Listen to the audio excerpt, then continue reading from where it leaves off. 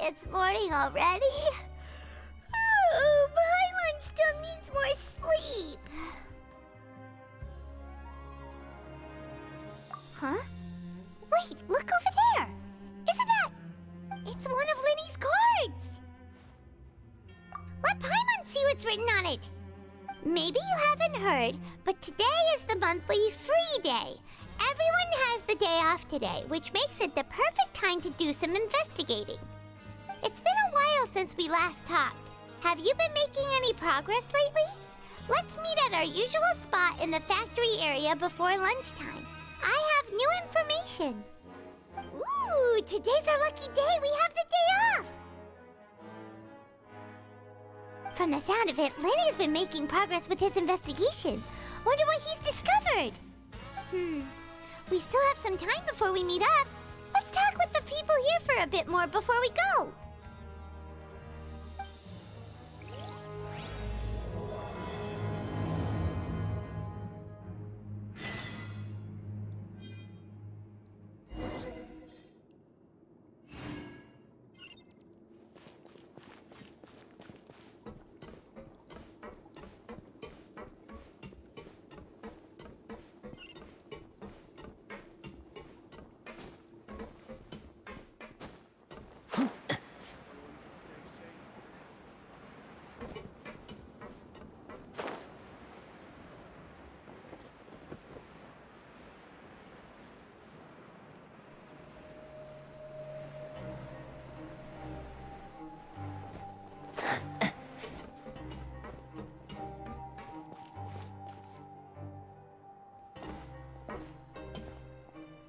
There's a group of people over there.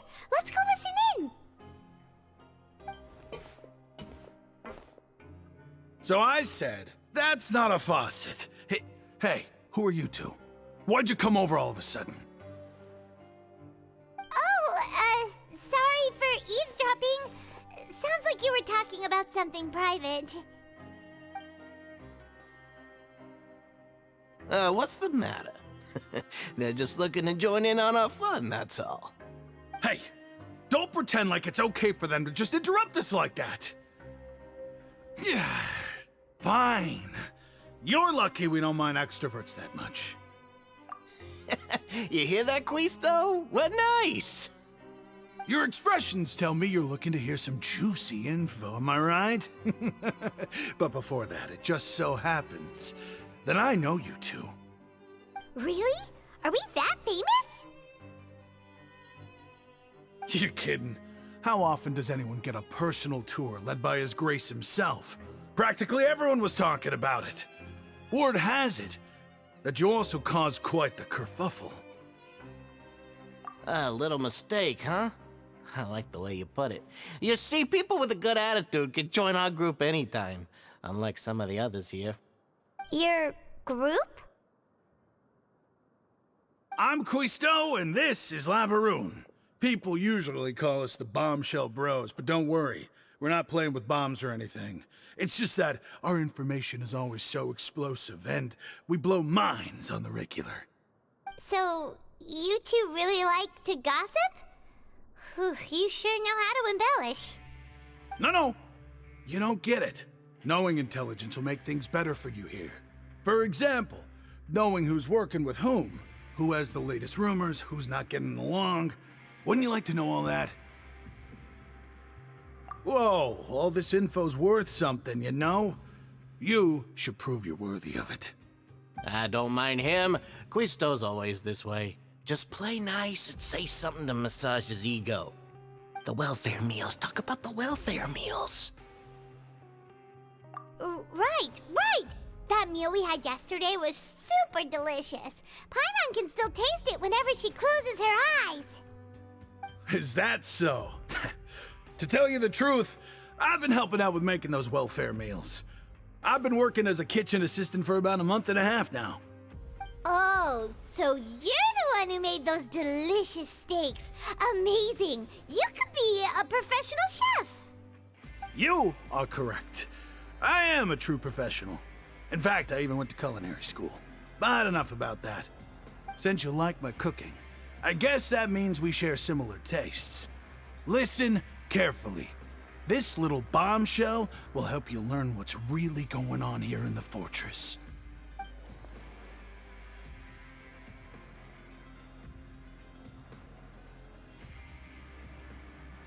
Listen, kids.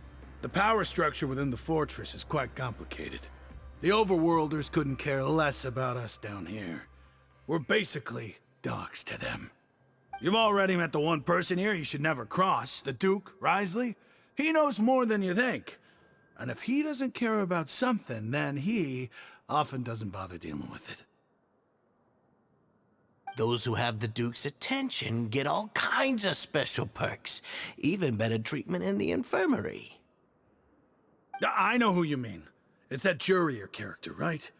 I don't think there's anything useful about him at all. Why does he visit the infirmary practically every day? Is it normal for anyone to be going in and out of there so often? If you ask me, he's just faking it to get out of work. But did you know that Jurier was a talented researcher from the Fontaine Research Institute before he came here? There's no denying that. I don't care if he was a researcher that could turn dirt into Mora. Once you're in the fortress of Meripede, you're just another inmate like everybody else.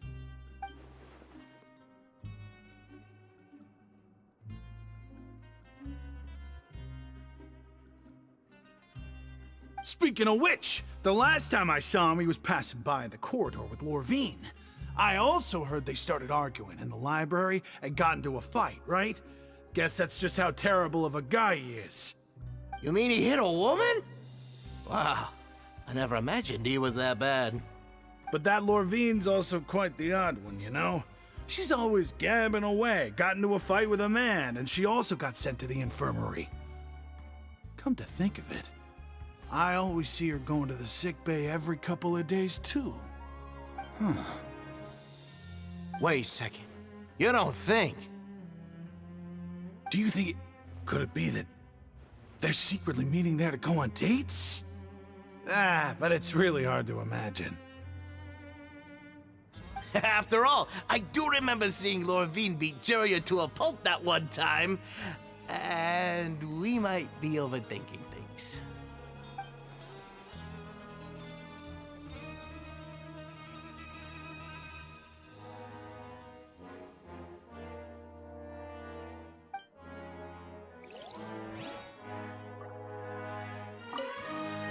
Is it really all right for us to talk about people behind their backs like this? That's just how it goes. Good gossip is still gossip. Yeah, I guess you're right. But wait, we're not just gossiping. This is legit information we're discussing here, right?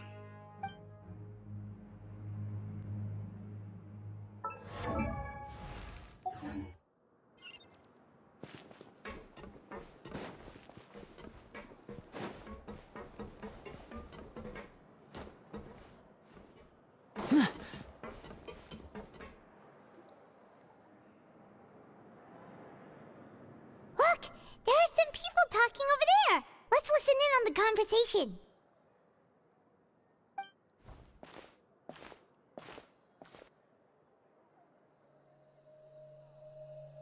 If you ask me, those pompous parasites on the surface act like they're all a bunch of aristocrats. Do any of them give half a hoot about a bunch of dogs like us? Hey, speak for yourself, mate. I'm no dog. Oh, you think you're special or something? If you're here, then you're just a convict like the rest of us. I've heard that even if you're released after serving your sentence, going back to life on the surface ain't any better. Once a criminal, always a criminal. We're marked for life. I don't buy that. Hey, how cool would it be if the whole world was destroyed by a giant flood and everyone had to start over from nothing? What kind of filthy bilgewater are you spewing? I have family up there. You best shut your sewer hole with talk like that. Listen, things ain't so great on the surface, but who says that you have to leave? I've heard that you can still stay here and work even after you've served your sentence. Not bad if you ask me. Who wants to live in the ruddy overworld anyway? And what makes you think they want to hire someone like you? It's one of the great mysteries of the universe, how someone as useless as you is so confident. Whoa. Sounds like they're really unhappy about the overworld. Speaking of which, Paimon never heard anyone use the words overworld or underworld when we were living up there. Is it only something the inmates down here say? That's true.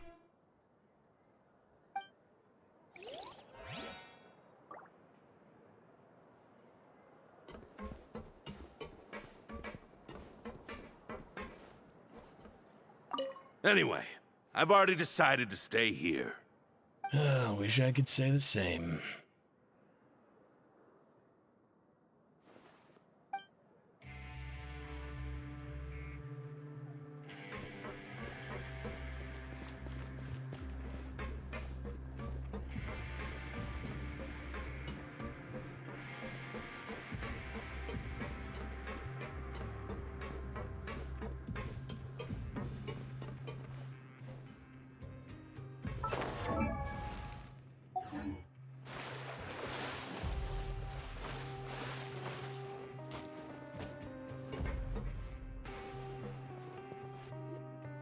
Hey, you over there!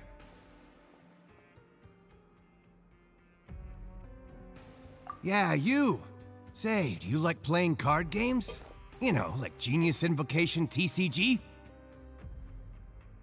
You TCG players are like mint in the wild, literally sprouting up everywhere.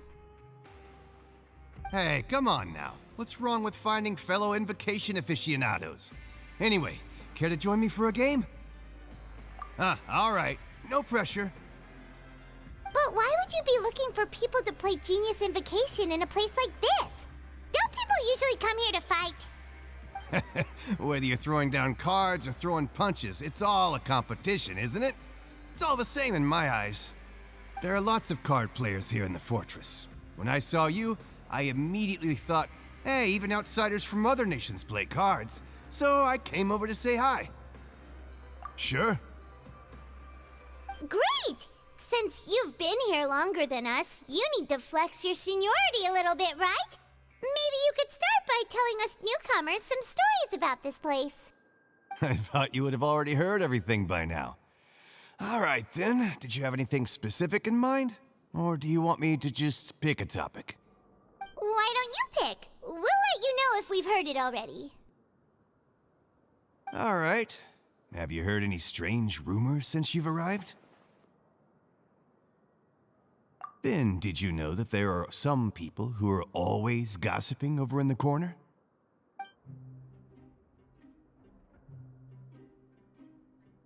Yeah, so you've already met those two. They're quite a pair. They always keep an eye out for the latest happenings and gossip about everything. I've never seen anyone with more time on their hands. I heard that they used to be a chef and a bartender before they were sent down here. You know how bartenders are, always chatting with customers. And chefs love to pass the time just hanging out when they're not cooking. Good to know. Do you have anything else to tell us? Let me think. Sounds like you want to hear something a little more tantalizing. Oh, did you know that the Duke was also a convict in the fortress of Meripede before? Huh? Wait, are you serious? That's right. The Duke was an inmate just like you and me. Seems he was exiled here for committing some crime. Who knows how he ended up rising up to become the warden, though. To go from an ordinary inmate to becoming the manager of the whole place? I'm not gonna lie, I kinda respect that. A forbidden zone? Sounds like something that someone just made up. I've never heard of that. Where did you hear about it? It's just a rumor we've been hearing, but no worries if you've never heard of it. Do you have anything else you can tell us? Anything else? Not that I can think of, but I'll be sure to tell you anything interesting I hear next time. You'll have to play a game of Genius Invocation with me first, though. Okay, we've talked to just about everyone, and it's about time for us to go meet Linny. According to the card he left us, we should go meet him in the production zone.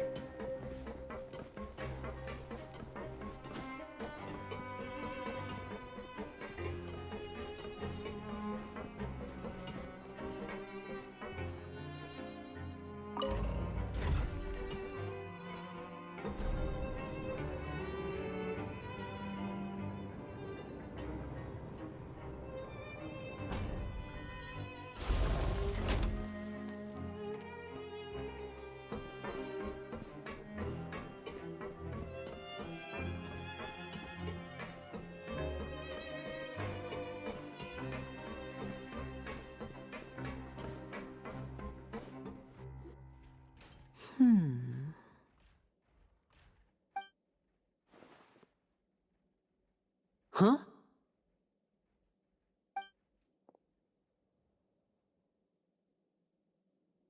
That look in your eyes. You found something? Hey, this is no time to be modest. Just tell him we found a boatload of information. Oh, as expected of the legendary duo, you have my full and undivided attention. Huh. I'd have never guessed that myself. The rumors swirling about this place are unreliable after all, and Master Child probably went missing because he found a way out. He is a harbinger after all.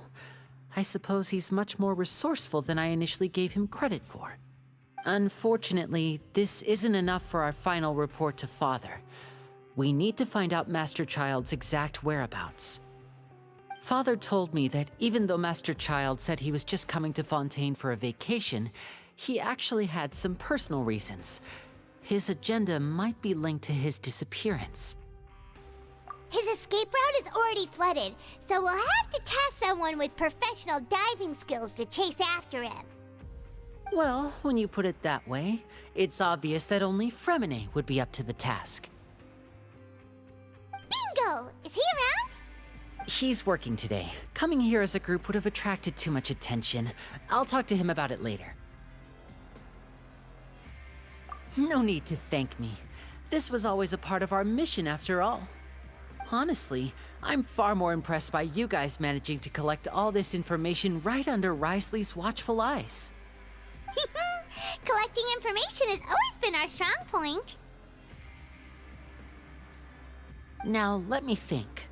To find out more information, Fremine will have to retrace Master Child's original route. And if he's to do that, he'll have to set out on the next pipe cleaning day at the earliest. That's 6 days from now. And after that, he'll probably take another 2 or 3 days to return. You can even estimate how long it'll take for him to get back? We've been working together for a long time. We know each other's capabilities like the backs of our hands. Traveler, what say you to meeting here 9 days from now? We'll be able to pick up Fremine while we're at it, too. Oh, and there's just one last thing we'd like your help with. Though we can just sit back and wait for Fremine's report on Master Child's whereabouts, we still need to make more progress on the investigation of the Forbidden Zone. Fremine's no master of disguise. Lynette's still working on getting intel from the other areas, and I'll need to spend some time helping Fremine prepare for his diving mission. So, you are the only ones we can count on. What do you want us to do? Will it be hard? Well, I won't call it easy per se, but I think you'll be able to pull it off. Listen carefully. You'll need to find an excuse to get into the infirmary and investigate the room and environs. You've mentioned several sketchy-looking people always meeting at the infirmary earlier, so it probably has something to do with the secret we're hoping to uncover. You've already met the head nurse, so she'll be less suspicious of you. Investigate the internal structure of the infirmary and any active dealings within, and pass those on to me alongside anything else you're able to discover. But also, there's no need to take risks. Don't forget, safety always comes first. My apologies. I just started rambling out of habit. It was almost as if I was talking to my younger sister. But that's not a bad thing, right? All right, then we'll head out as soon as we finish our prep. Let's go our separate ways for now then. Don't forget, we meet here again in 9 days. Stay safe.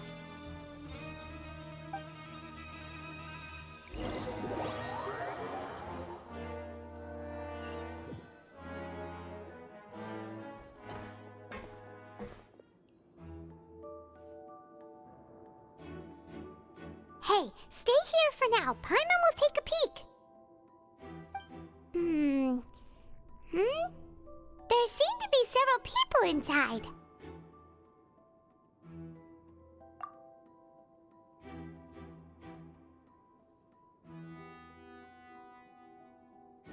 Right. I feel like it's not impossible.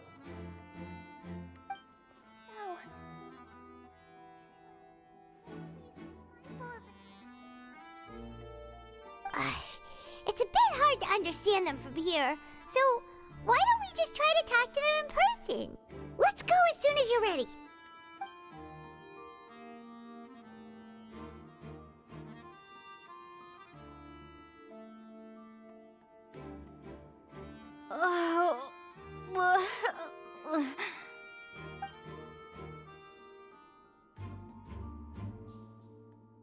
Someone, please help! She's sick!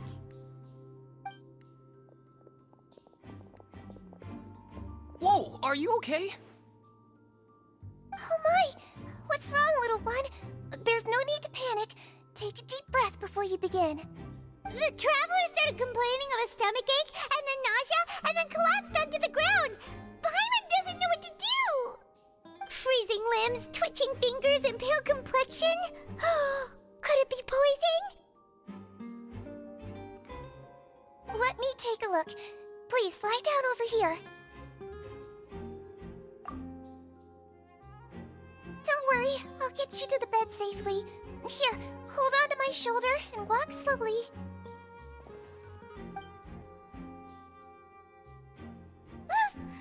You can do it, traveler! Don't apologize. You're sick after all. Now, please relax. I'm just going to do a preliminary checkup on you.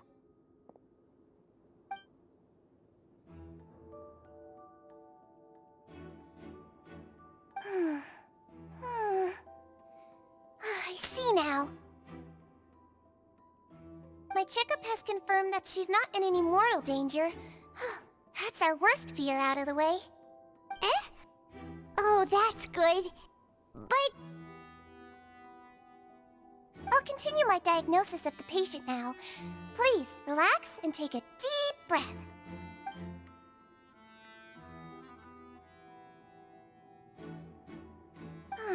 Don't sense serious damage to your organs either. Does it hurt when I press here? And here? Huh? But based on my initial checkup, there shouldn't be a problem here. How strange.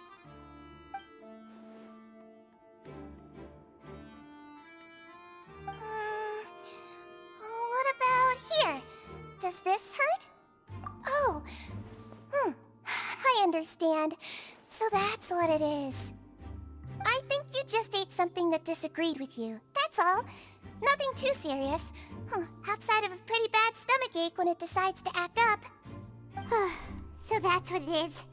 Thank goodness it's not anything more serious.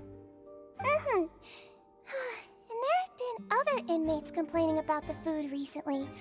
I'll inform our head chef, Mr. Wolsey, of this problem as soon as possible. Congratulations! The health risk is incredibly low, so you should recover within a couple days. Why don't you take a rest here while I go get some medicine for you?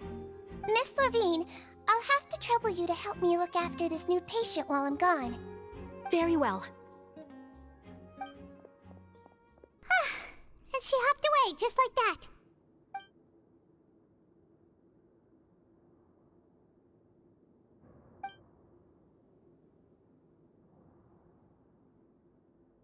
Hello. So how are you feeling now?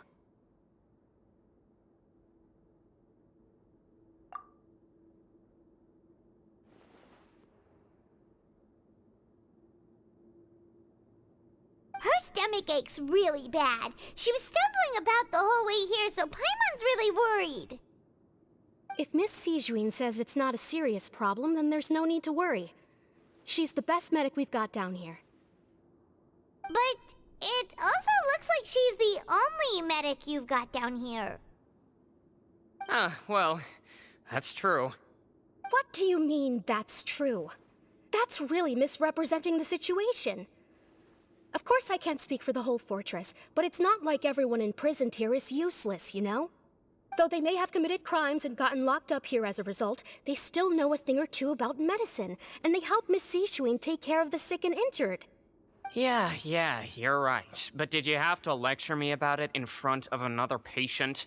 Aren't you a patient too? Where did all your energy come from? That's correct. Sorry, I got a bit ahead of myself. Are you two also sick? we've been sick a while. I come back every once in a while for checkups, and to pick up the medicines Miss Siegewien prescribes for us. That's just the nature of chronic illnesses. As for her... You could say she fancies herself as Miss Siegewien's capable helper because she learned a bit of medical knowledge ages ago. Please watch your mouth, Mr. Jurier. Don't forget that you are the primary reason I have frequent heart palpitations. Hey, don't start arguing now! Please, keep it civil at least.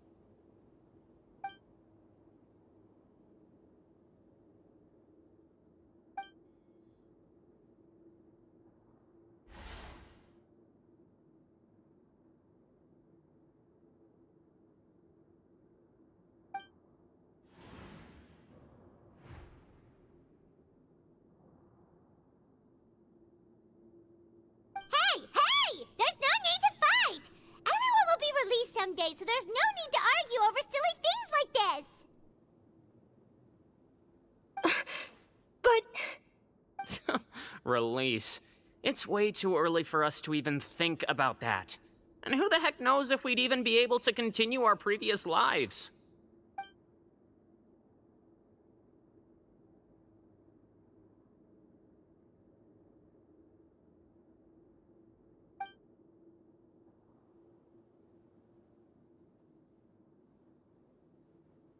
Please allow me to end this boring and useless conversation. Oh, and Mr. Jurier, I don't want to see your face here again anytime soon. And same to you, Miss Lorvine. Anyway, that was more than enough rest for me, so I'm going to get out of this excessively noisy place. See you later, everyone. He just slowly walked off like that? That's just what he's like. I'm sorry you had to see all of that. I'm Lorvine, and that's... Well, his name is Jurier, but I hope you'll never have cause to remember his name. You really can't stand him, huh? I mean, can you blame me? Who would like someone who's as arrogant and obsessed with weird research topics as he is? But there's no need to keep dwelling on him. I'll accompany you two for a while. Miss Siegewien should be back soon, and I'm sure you'll feel better as soon as you've had some of her medicine. No, it's nothing. I'm back! Did you rest like you promised? Thank you for getting our medicine, Miss Siegewien. Did you all cooperate with your bed rest? I trust that nobody got up to walk around. Good. Here, this should be 2 days' worth of medicine for you. Take 1 pill now, and then continue your bed rest.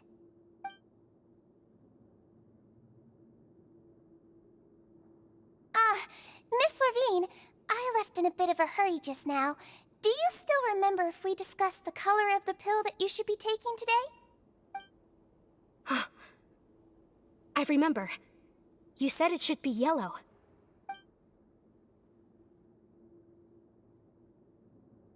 Yellow, huh? I understand. These are yours. Please, make sure to go to bed early after taking them tonight.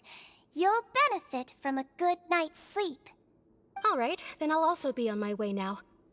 I hope you feel better soon, too. See ya! I'm going to fill out your medical record now. You're widely known as the Traveler, right? I just want to double-check a few details, if that's all right with you. Those two made quite the commotion just now, so why don't we let the Traveler rest? Paimon can answer the questions instead. So her primary symptoms are abdominal pain, with secondary symptoms of nausea. Is there anything else? That's it. All right then. Is there anything we should know besides to take the meds? No, her base constitution is quite good, so I'm sure she'll recover quite quickly after taking the medicine. Please, make sure to stick to bland or less stimulating foods. And don't stay up too late at night. Got it. Paimon will hold the Traveler to that for sure.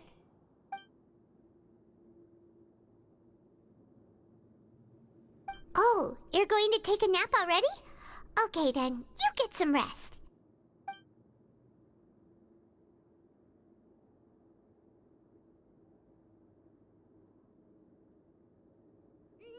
We've been to lots of places together.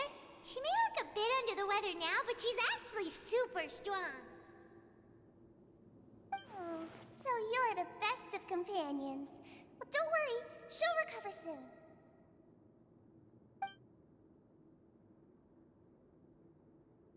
Ah, you're awake. How do you feel? You slept for a really long time, but we never left. Well, now you can go back without a worry in the world. Remember to take your meds regularly, and remember bland foods. Thank you, Miss Sijuin.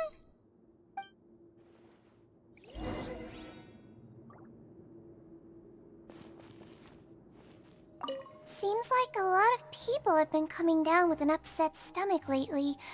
I'll need to address that.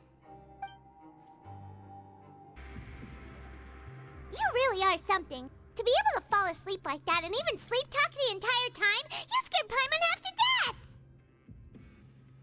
No, but you kept mumbling things along the lines of, Pyron, don't take my grilled fish, and put down the Adeptus Temptation now! Paimon talked with Sijuin the entire time you were asleep. She seems like she's just a sincere nurse, and Paimon didn't notice anything unusual in the room. Are you sure we're not going off track with the infirmary?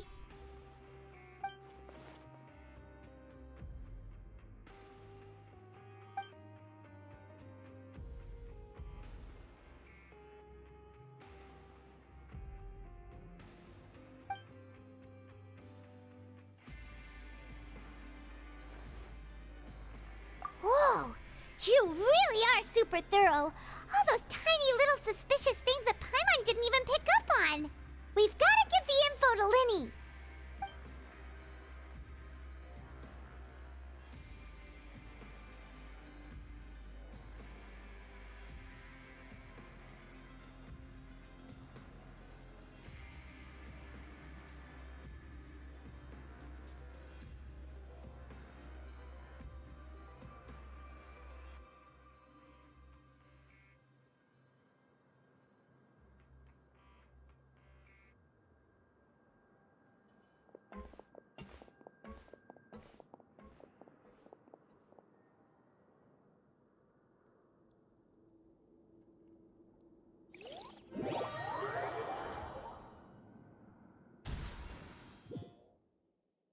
Today's the day! Let's go meet up with Linny!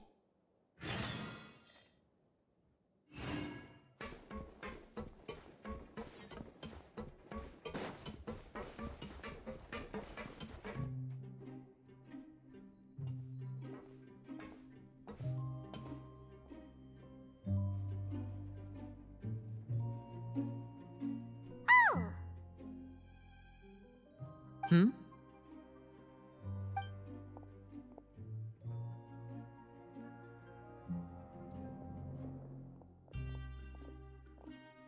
Did you two run into any trouble over the past few days?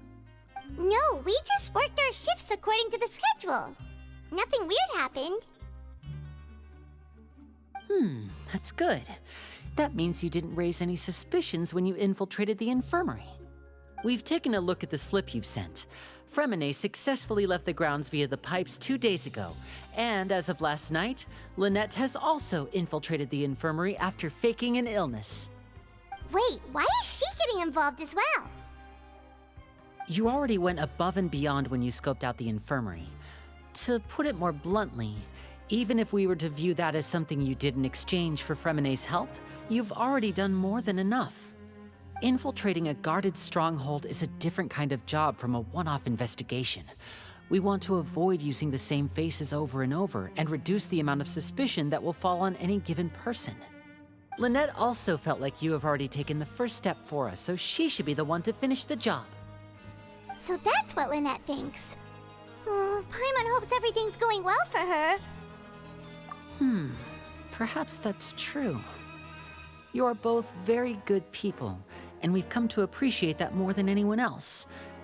Unfortunately, there's still one thing that could get between us, lest you've forgotten. the matter of our respective loyalties. You've mentioned before that you've had some run-ins with the Fatui. I can understand that feeling, so I assume you're just helping us out of the kindness of your hearts? Well, everyone could use some more friends. We'll be counting on you to help us in the future, too. Mm-hmm. Since I see you as friends, then it's even more important for us to protect you from any peril. Fremine and Lynette feel the same way. Glad to hear it. Then, let's go check on Lynette before Fremine returns. If everything went well, then she should be wrapping up her investigation right about now. Is now really a good time to go over? According to my observations, Sigewinne always spends around half an hour away from the infirmary right before lunch. Lynette knows this as well, so this should be a good time to meet up with her. Also, I'm her brother, remember? It's only natural for an older brother to care about his younger sister's well-being. Okay, then let's head over right away.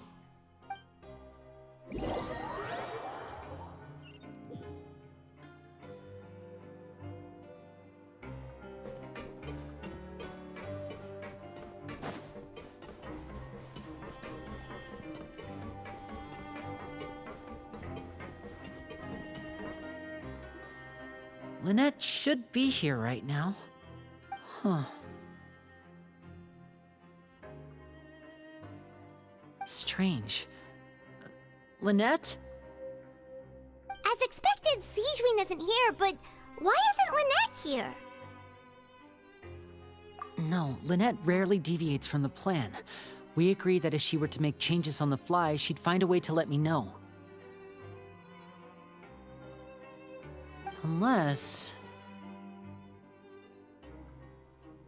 Let's see if there are any clues around here. We can look while we wait for her. Who knows? Maybe she'll be back soon. Okay.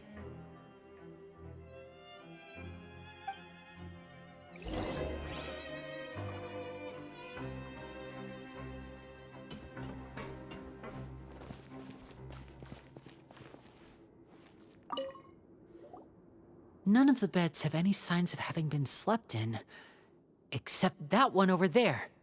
That's the one Lynette must have used, right? You said she was pretending to be sick. Mm-hmm. She would have said her migraine was having a particularly bad flare-up. Generally speaking, the head nurse would then ask her to lie down and rest, while she left to retrieve the medication. Which means, either the head nurse didn't return the entire time from when Lynette laid down up until she left the bed, or the nurse intentionally left it this way.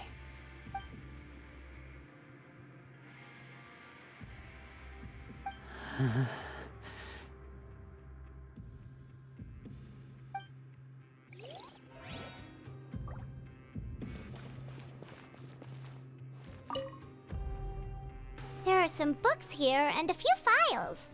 They all look like medical records. Advanced nursing, how to raise the spirit of your patients, a quick guide to the psychology of emotions, and the meaning of laughter. These sure are some interesting books. Who knew Sigewinne would be interested in these kinds of things? She even has books on understanding people's motivations and feelings. Is it because she's a Melusine? Or does she have a need to understand her patient's emotional state? Seems quite normal to me. These are skills that would come in handy for a nurse from time to time.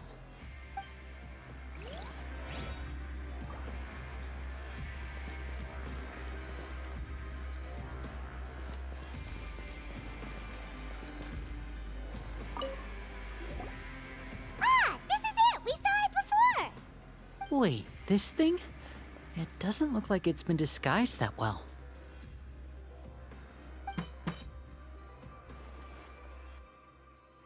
The space behind it is empty. From its size, I don't think it's an entrance that is meant to be taken apart. There's probably a mechanism around here somewhere. Could Lynette have tried to get inside? But if that's the case, she would have contacted me for sure.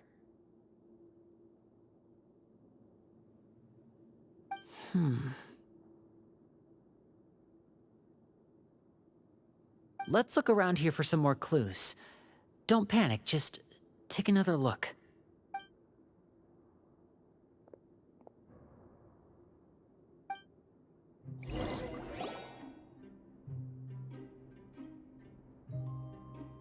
Hey, you guys, there's a slip of paper over here!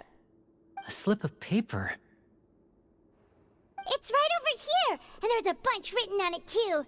It reads, "Out of respect for your usual practices, I'll use a piece of paper or card as the medium to pass on my message. You may consider this as me giving you my best regards." This is... Is that all? The back. This is... Show me! Now! That look on your face. Paimon's reading it now. Would you care to guess where Miss Lynette of the Fatui could be right now? No. Could she have... Is she already... Wriothesley, did he deliberately leave the infirmary unguarded to use it as bait? Wait, you mean he was aware of our goals from the very beginning? But why? We didn't run into any trouble last time, and he also never reached out to us since. Yes, that is a crucial question. Wriothesley, he doesn't do anything without a clear goal or reason. So this means he had no concerns about your activities from the very beginning. You're not from the same camp as us. You were sent down here by Nervulet, so you have no conflict of interest with Wriothesley. We're a completely different story, though. I'd like to know that, too. Why did he only go after her? Don't panic, just think everything over. I have to stay calm. This is not like what happened last time. The situation's different now.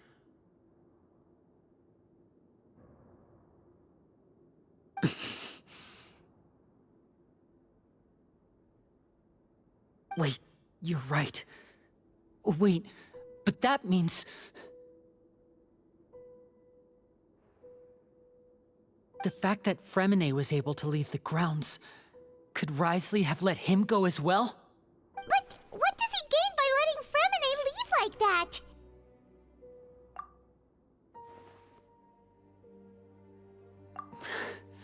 So he's challenging me and trying to provoke me, I'm sure of it. We never should have sent out Fremine. We had to go through all that trouble to find an opening to sneak him around the guards and into the pipe, and we even thought luck was on our side. If Wriothesley let him leave on purpose, then he's probably in a terrible spot now as well. Lenny's getting more and more panicked. We have to calm him down. Don't be like this, Lenny. Fremine wouldn't have left if we hadn't told you about Child. That was our fault. No. I'm the leader of this operation, and I'm the one responsible for this team. I was the one who failed to protect them.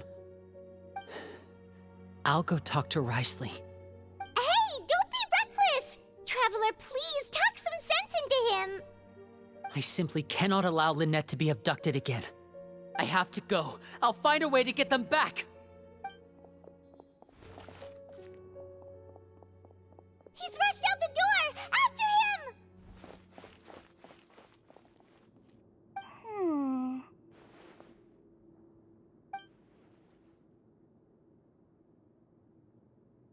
Right. I feel like we still have some room to make changes on these details. It's not impossible, but it'll require extensive testing.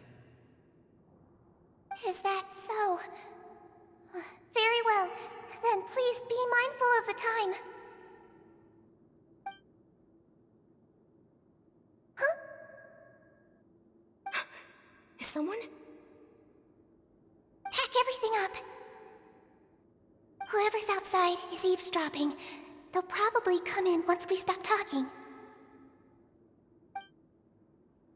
Someone! Please help! She's sick!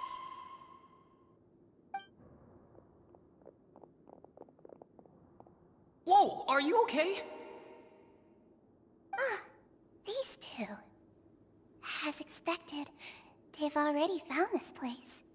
Oh, they are quite sharp. What a delightful turn of events. I like smart people, but I also like playing dumb. I like the feeling of being trusted. Oh my! What's wrong, little one? There's no need to panic. Take a deep breath before you begin. Being able to read human expressions is quite the useful skill. Lenny, wait! It's no use. We have to catch up to him.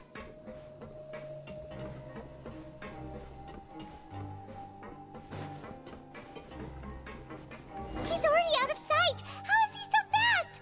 Let's go head him off at Risley's office.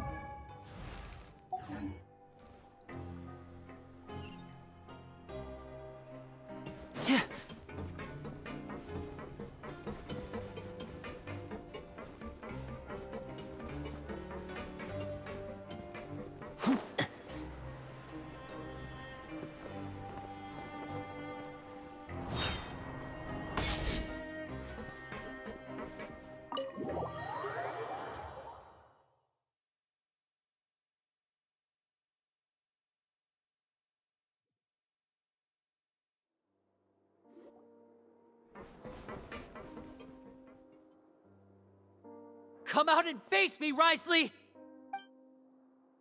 Aren't we at an administrative office space? Why don't you at least try to follow even a couple rules from the fortress's indoor management regulations? What did you do to my sister? I ran into the young miss at the infirmary. I'd heard that she was suffering from quite the migraine, so I decided to invite her over for a cup of tea. I do have some teas in my collection that can work wonders against such an illness. Stop joking around! Where did you take my siblings? I have also heard that your performances are quite the spectacle. Miss Lynette would sometimes enter a box filled with water, only to emerge the next second from another place altogether.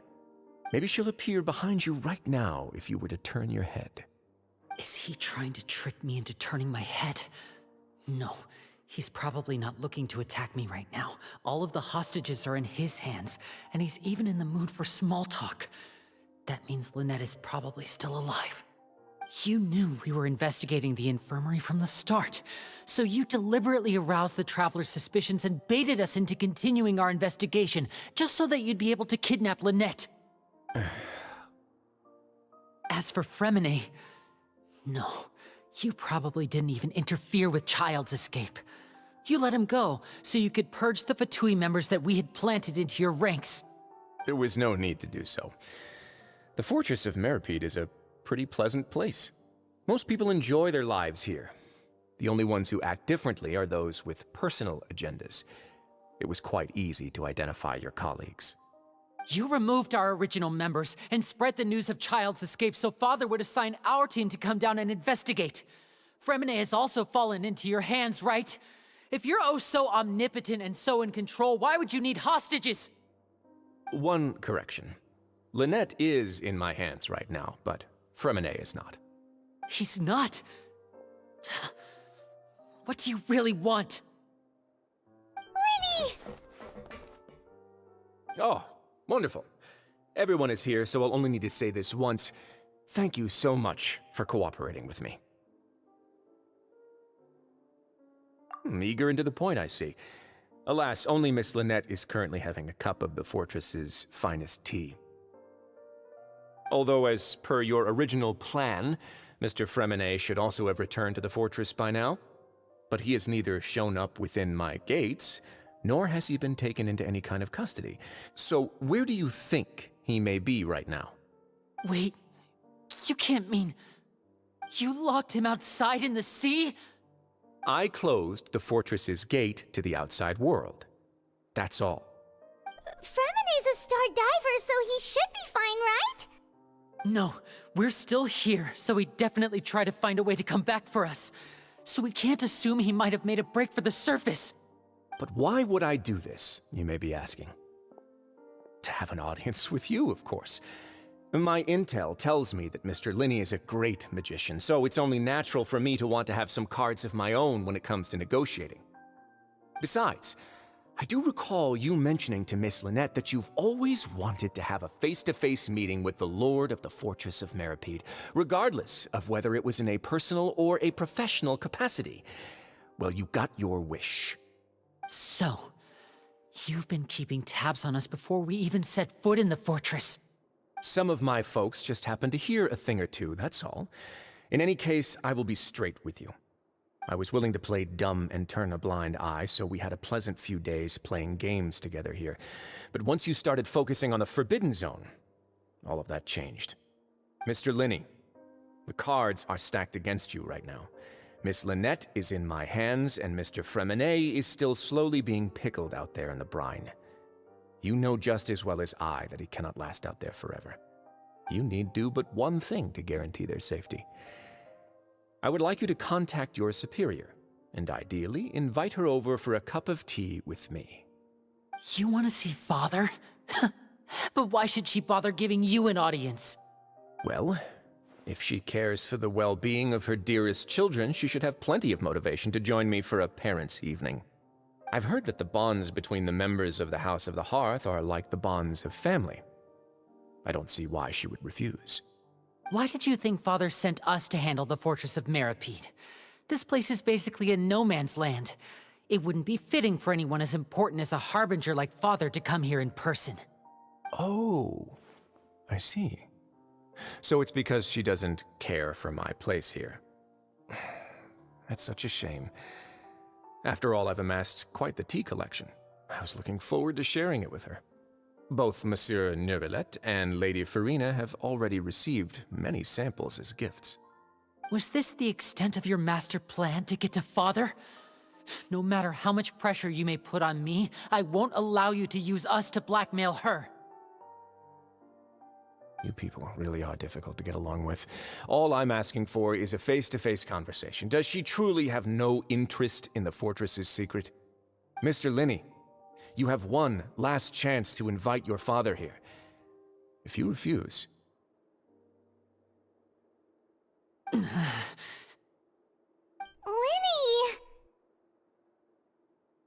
Instead of asking why I'm doing this, why don't you try to see things from my perspective for a second? From the very beginning, the Fatui has been actively infiltrating my fortress.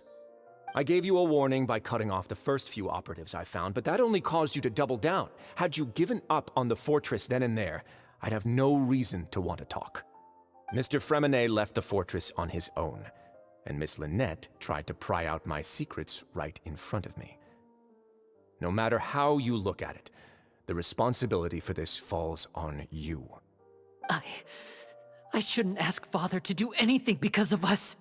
6, 5... Wait, 2, 1. Time's up. It really is a shame, Mr. Linney. Risley! Negotiations have broken down. Please leave, ladies and gentlemen. It's time for my afternoon tea. Yeah, listen to the Traveler. If you can't talk to Linny, can you at least talk to us?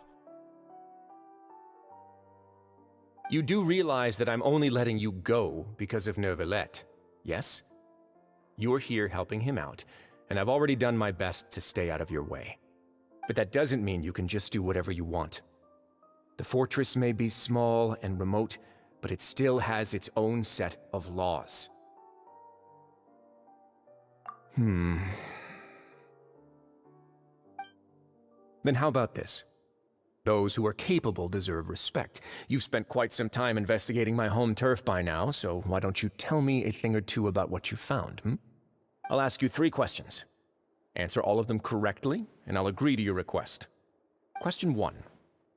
Regarding the hidden rules of the production zone, what is the truth behind the one about not being allowed to work for 3 days in a row?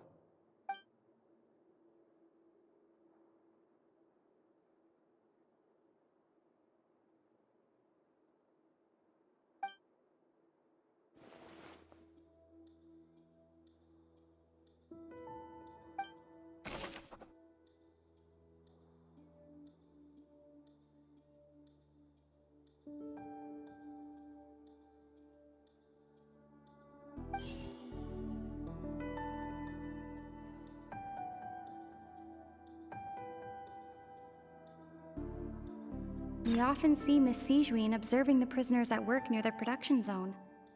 It seems like she can perceive the general state of a person's health just by looking at them. The research note said that the Melusine race perceives the world very differently from humans. Because of that, the Melusines have also developed a sense of aesthetics that appear rather strange and alien to humans. I've been told that the infirmary is always empty for the half hour just before lunch. But what could Sijouin be doing during that time?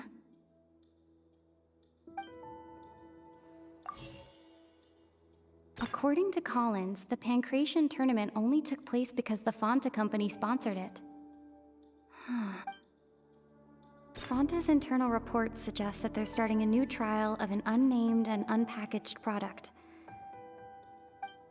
The research note said that the Melusine race perceives the world very differently from humans. Because...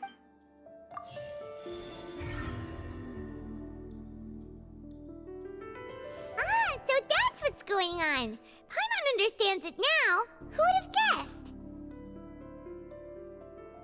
The hidden rule of the production zone. People are not supposed to work 3 days in a row, and if they do, they'll get strange meat in their welfare meal. At first we thought this strange meat must have something to do with the people who disappeared, but in reality, they were all prepared by Sijouin, the head nurse. She often visits the production zone to observe the workers' health and makes a note of anyone who has worn themselves out after 3 full days of work. Out of her sense of duty as the head nurse, as well as her genuine concern for the workers' health, Sijouin visits the cafeteria right before lunch and cooks an extra dish for those who can use the stamina boost. Sijouin has only the best intentions with her surprise gift and doesn't want anyone to find out about what she does. However, unfortunately, Melusines as a race perceive the world differently from humans, and their sense of aesthetics is even more alien to us. The recipients of her lovingly prepared special meals cannot taste the care within and usually just freak out. Are we on the right track? Not bad. You've uncovered Sijouin's secret and even guessed her intentions correctly as well.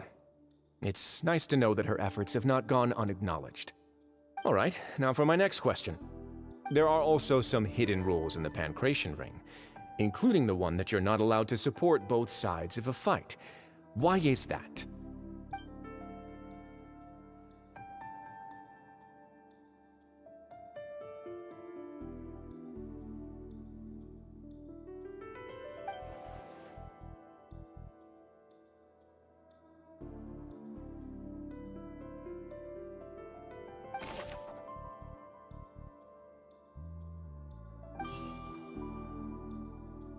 I've been told that the infirmary is always empty for the half hour.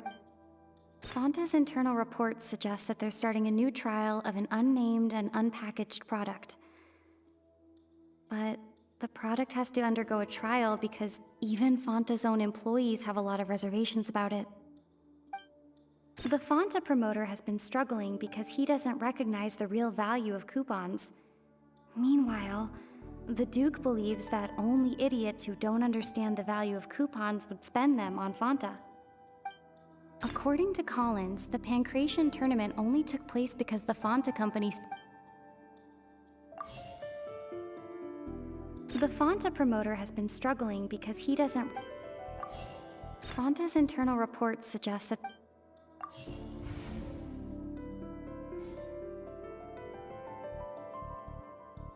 The research note said that the Melusine race perceives the world very differently. Fanta's internal reports suggest that they're starting a new trial of an unnamed and unpackaged product.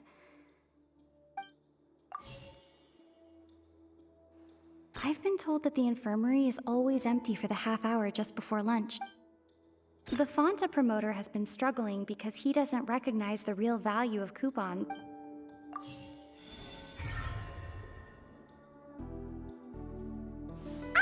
Paimon gets this rule too now, so there really was nothing to be afraid of. That hidden rule of the pancreation ring is about how, people are not supposed to bet on both boxers at the same time. And if they do, they'll receive a package containing a strange, blood-colored liquid. People get scared when they see it because they've subconsciously begun to associate it with the missing boxer. But really, it's just a bottle of the latest yet-to-be-named and packaged new Fanta trial product. A blood-red drink. It's no wonder even Fanta's own staff were questioning the company's decision-making. The company, facing backlash from its own staff, decided to try to trial the product on a smaller scale, to see how it might be received by customers. They came to the Fortress of Meropide and offered to sponsor the Pancration tournament so they could push their new product. But the Duke completely refused to even entertain the idea. The Duke, knowing how valuable coupons are in the fortress, knew that only total idiots who didn't understand their true value would bother buying a Fanta product here. And so, only those who proved their stupidity by being dumb enough to bet on two opposing sides of the same match were selected to receive the drinks. I acknowledge the effort you've put into bringing the truth of this mystery to light. Although, based on your description, that Fanta promoter is a bit too careless with his words, I may just reconsider my collaboration with the company. All right, and here's the final question. What's the secret behind our head nurse and all of her patients in the infirmary?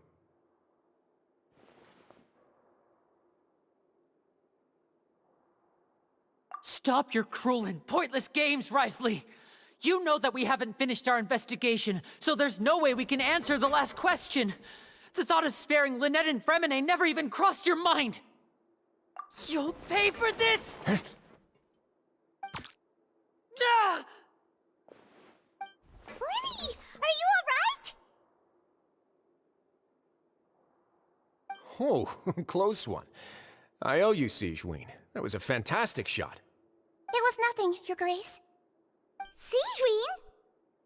Though this gun may look like a toy, it's actually fully functional, as I just demonstrated.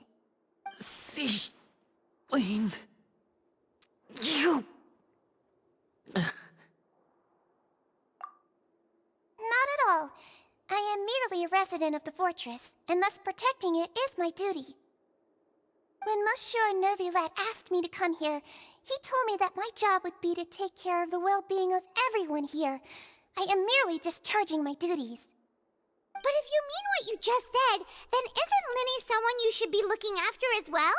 Isn't he a resident here just like the rest of us? But I really am just doing what Monsieur Nervillette told me to do.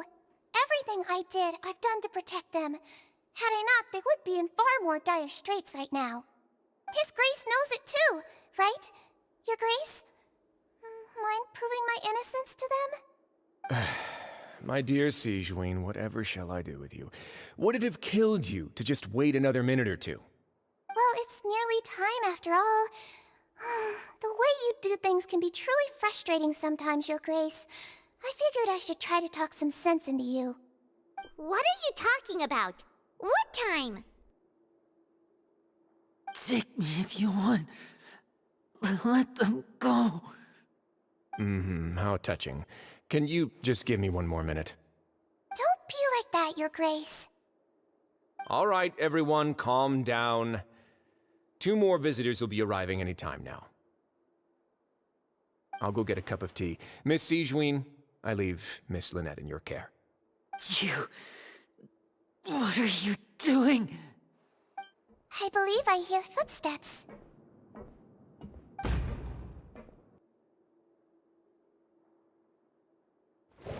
Some space, please. Ah, Miss Clarande. My door. Fremine... Fremine...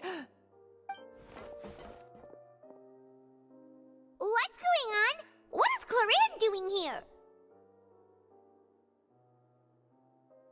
Work. I'm sorry about shooting you, Mr. Linney, The tranquilizing effect will begin to wear off soon. Please take it easy in the meantime, though. What happened to Fremine? Wasn't he diving just outside of the fortress? Why is he looking like this?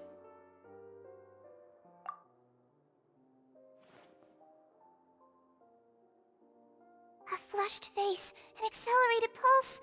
He must have consumed primordial seawater. What did you say? Please, make some space. I'll need to give Mr. Fremine a more thorough checkup. Your Grace, I'll leave the rest to you. I'll talk to Clorand while you get Fremine to where he needs to be. Everything else can wait.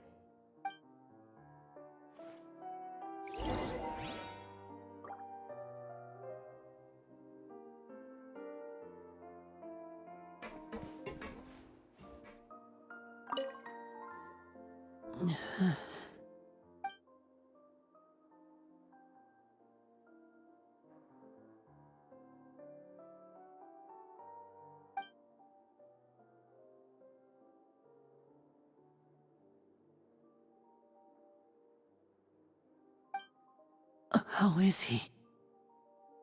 These symptoms are probably caused by an acute ingestion of a large amount of primordial seawater. Still, his condition is not critical.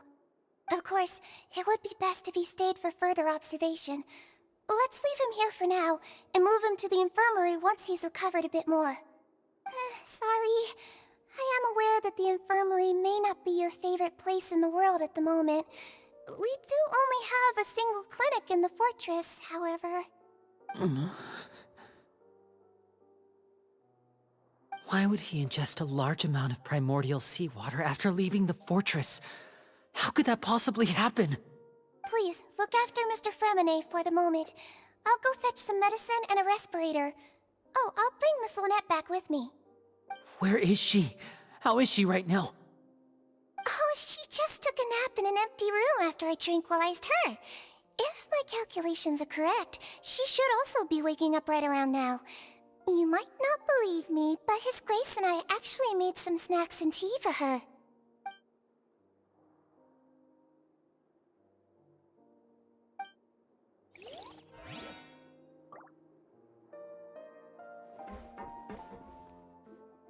What's that look on your face? I thought I made good time on the way back. Oh, I'm just admiring your punctuality. Had you arrived just a few minutes later, Sigewinne may have been forced to shoot Mr. Lenny again. How's the situation out there? The water has changed. It's pretty much as expected. The concentration of primordial seawater has increased significantly. I was only out there a short time, so it wasn't too bad. But if one were to stay for any significant amount of time, well, you can see how that boy's doing. Where was he when you found him? The abandoned zone at the end of the pipes. A good distance into the water. Closer than I thought. He must have recognized it early on and tried desperately to swim back. Locking the door was necessary. I don't think we could have saved two. Well, I did try to convince him that I had my reasons. Never seems to work, though. It would probably work on Neuvillette. He has a knack for picking out who had good intentions, even when the outcomes were all terrible. It's a bad sign if you're having to plead your case to Neuvillette. Want some tea? Not particularly. If you want to drink some that badly, just say so. Fine, I'd like to get some tea. Want me to get you a cup too, since I've already made it? Might as well then, I suppose. Actually, do you have a towel? I would like to dry my hair.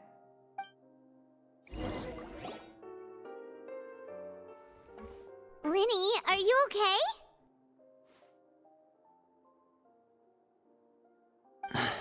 I'll be fine. They're all here now. Don't worry about me. Are you sure? You don't look all right. My hands and feet are still a bit weak, but that's probably just the residual effects of the tranquilizer shot. I'm back, everyone. Lenny! Oh, Traveler, Paimon, you're here too. Fremine? Is he... He'll be fine. But for now, please help me lift him up.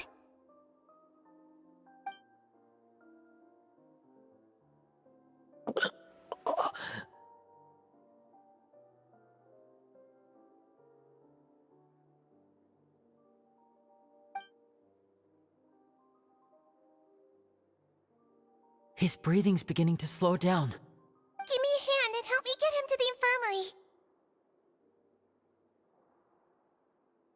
Yeah, I'll take him from this side.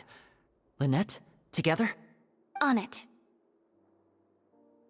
Traveler, you seem pretty worried about him. Want to come with us?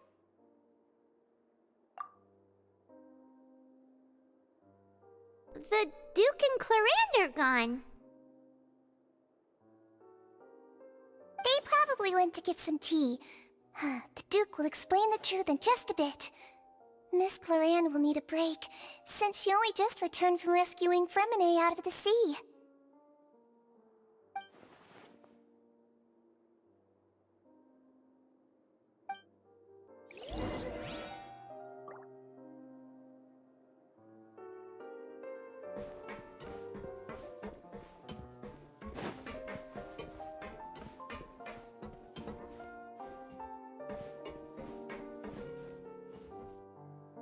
Could I tempt you with some sugar for your tea? No need.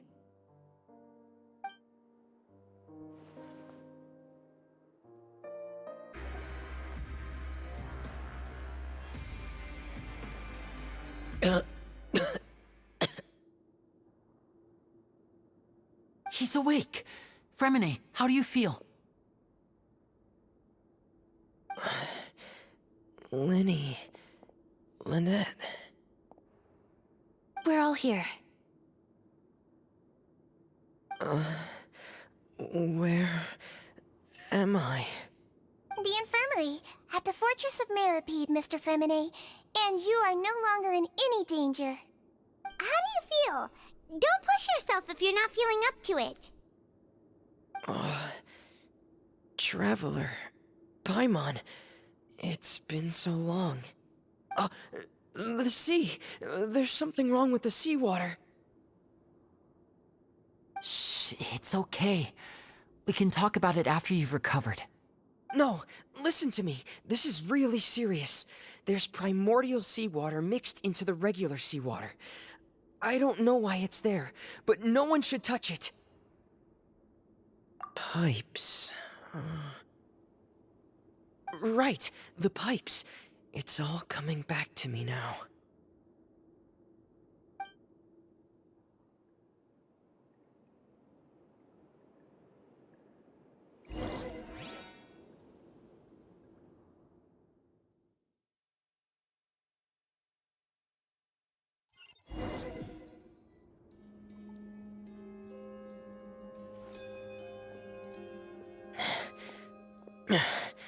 I'm in.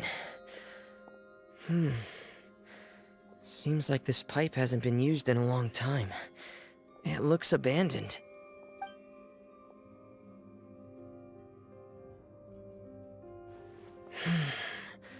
Where could Master Child be?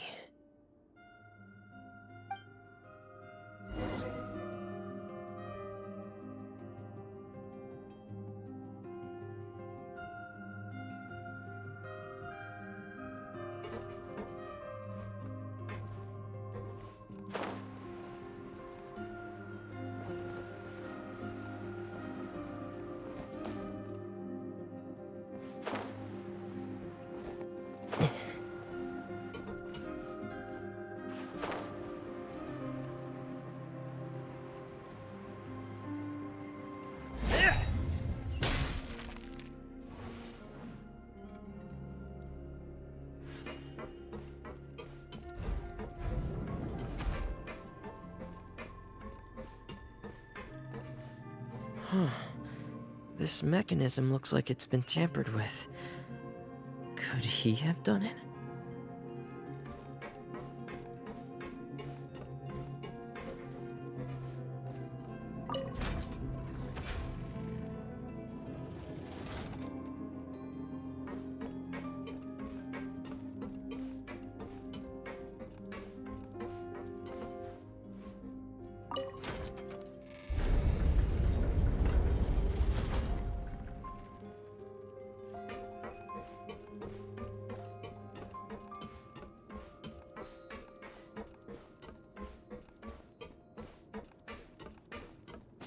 Yeah.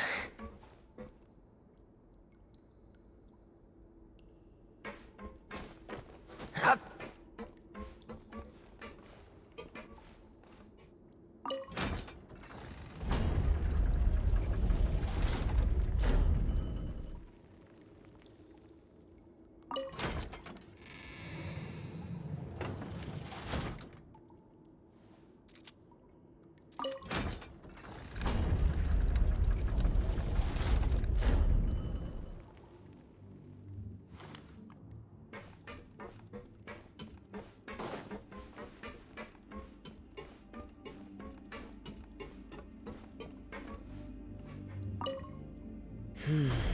It's getting stuck on something. Seems like I'll have to avoid those obstacles while I turn it.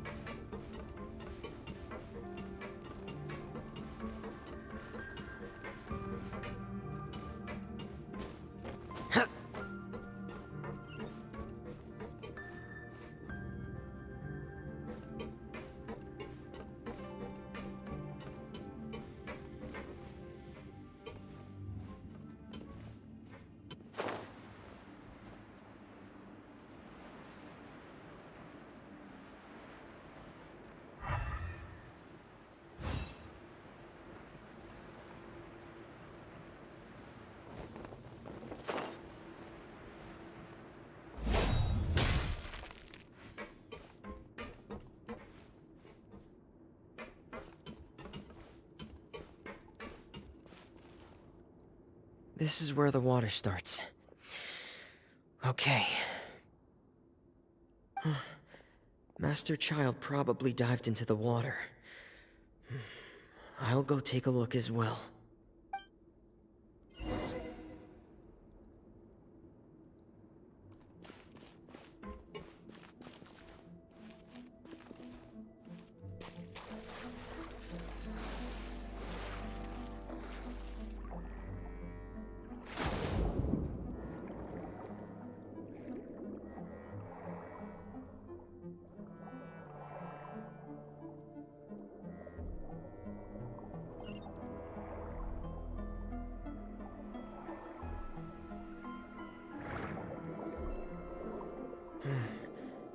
The vegetation here is a bit more sparse.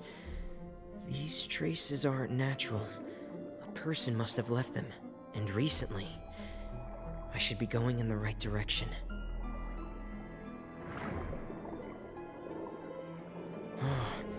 There are traces here too.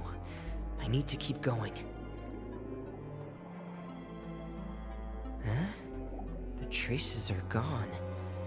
But I don't see where he could have gone from here. Wait, what the?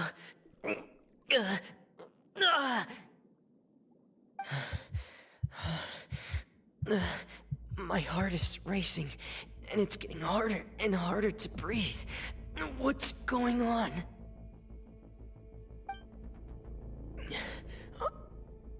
No good. I have to get back. They still don't know anything about what's going on. If I turn back right now, I should still be able to make it.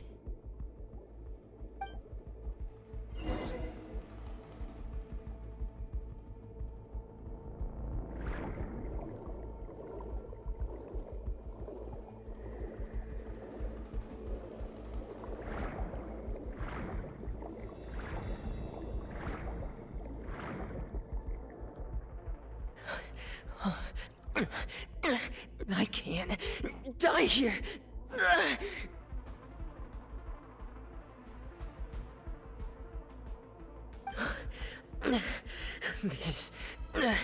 This is bad. I'm feeling worse and worse, and I'm still underwater.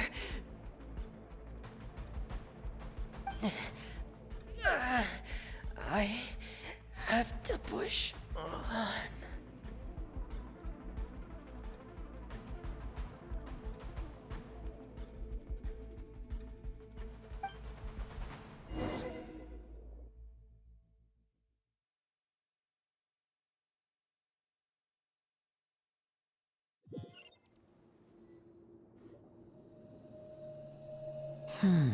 So, in other words, the trail you were following vanished, and you had no idea where Master Child could have gone, but there was also no obvious place for him to have disappeared to.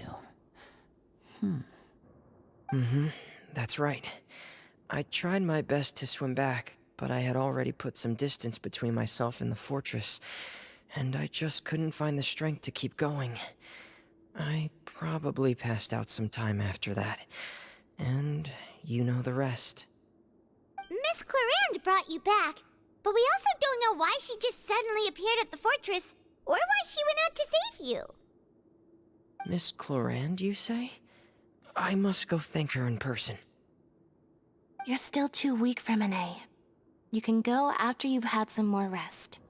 Miss Lynette is right. I believe Miss Clarande will stay here as a guest for another few days, so there's no need to hurry. A guest? Then I can assume Risley was the one who invited her to come down here? You should ask His Grace about that. He'll be able to explain better than me. Yeah, it's about time he actually told us what's going on. Wanna come with us, Lenny? No, please go on without me. I don't want to leave just yet. Lenny. The logical part of my brain is aware that we're safe right now, but I still can't bring myself to leave. Both of you are just in danger. Understood. Then let's just sit together for a while. In that case, I'll leave the infirmary to you. The Traveler and I are going to head out for now.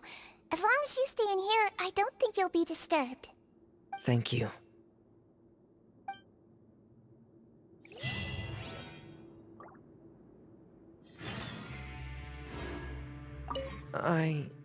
I'm so sorry, Lenny.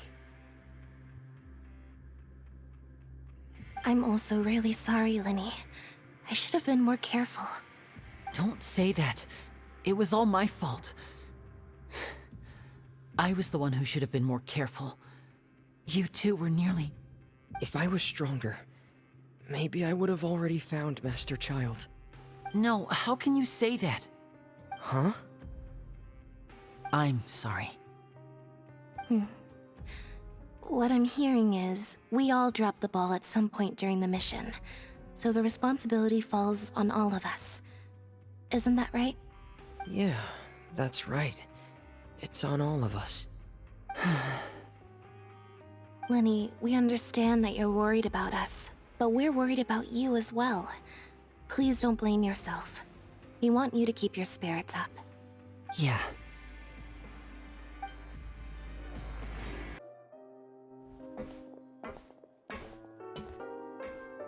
Excuse me? I take it Mr. Freminet's condition has stabilized? Of course. I wouldn't have left the infirmary otherwise. I've been expecting those two, but might I inquire as to the purpose of your visit, Miss Siegewien? I wanted to check up on Miss Clarande. How are you feeling? Mostly fine, I think. If you don't mind, I'd like to perform another quick physical exam. It'll just take a few minutes. All right. Thank you for looking out for me. I'll take my leave for now, then. Well, want to explain yourself, Risley? Of course, but I'm not partial to the word choice of explain. How about enlighten? Where should I begin? How about you start by asking me any questions you have? You can start with whichever one you'd like to get answered the most. Then Paimon will begin. Did you know about Lenny's goals from the very beginning? No. I just knew they were Fatui operatives sent to the fortress by the Knave.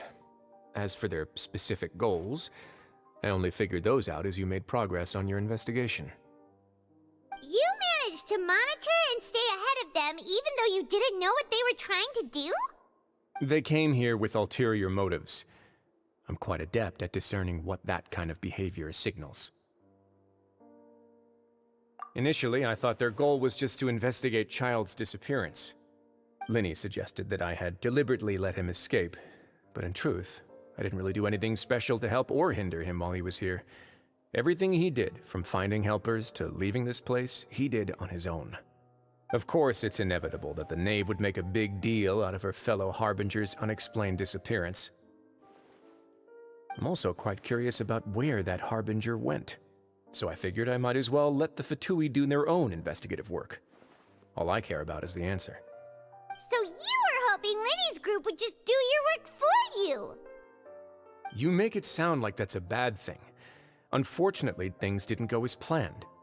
I assume that Fremine has told you already, the ratio of primordial seawater around the fortress of Meripede is on the rise. The Forbidden Zone has always been Lenny's target, and you got roped into that investigation after running into him. I began to intervene out of concern for your safety, and also to prevent the fortress from becoming entangled in more irksome matters. Are the rumors true? That you're also a former criminal?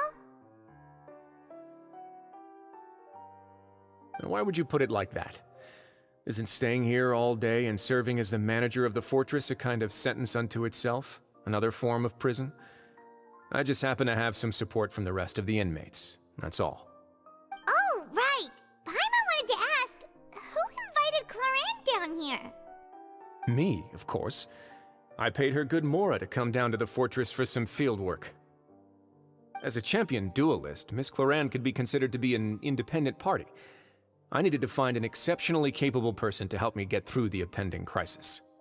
And saving Fremine was part of that crisis? You can think of it like that, yes. Credit where credit is due, that boy is quite adept at diving. Had conditions not been as hostile as they were, he probably would have found the missing Harbinger already. That's not something you should be asking after. Neuvillette only asked you to investigate Child's whereabouts. All I need to prove to you is that the Forbidden Zone had nothing to do with the Harbinger's disappearance. That should be clear now that you've spoken to Fremine. But we've already uncovered that there's something wrong with the infirmary, and we've answered a bunch of questions that you threw at us. Isn't it about time that you answer our last question in return? You make a compelling case. Do you really want to know the answer that badly? Yeah, Paimon really wants to know! Even if the truth may not be pleasant? Follow me.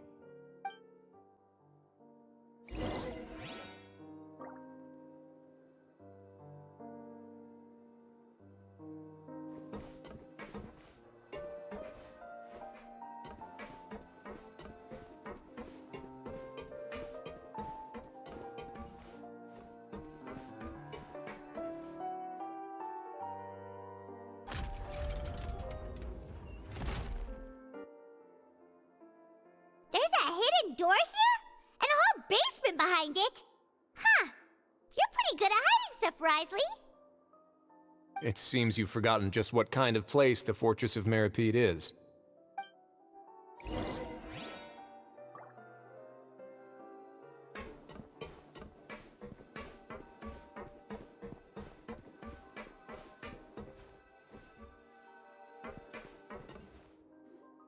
Stand on the central plate.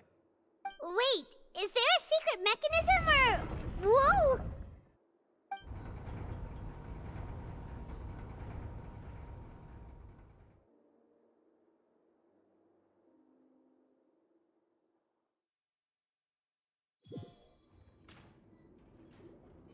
So, this is the Forbidden Zone? Honestly, for a place so well hidden, Paimon sure doesn't see anything special. What a huge door! There are 3 such isolation gates in total.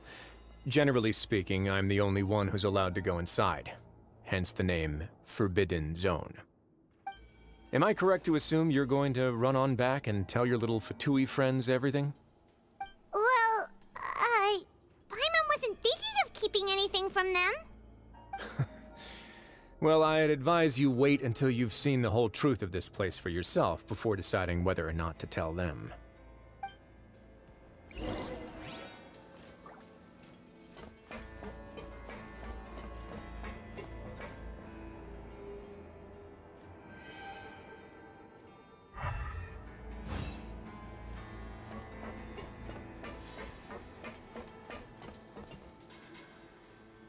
Huh. So there's a switch on the side. Stand back.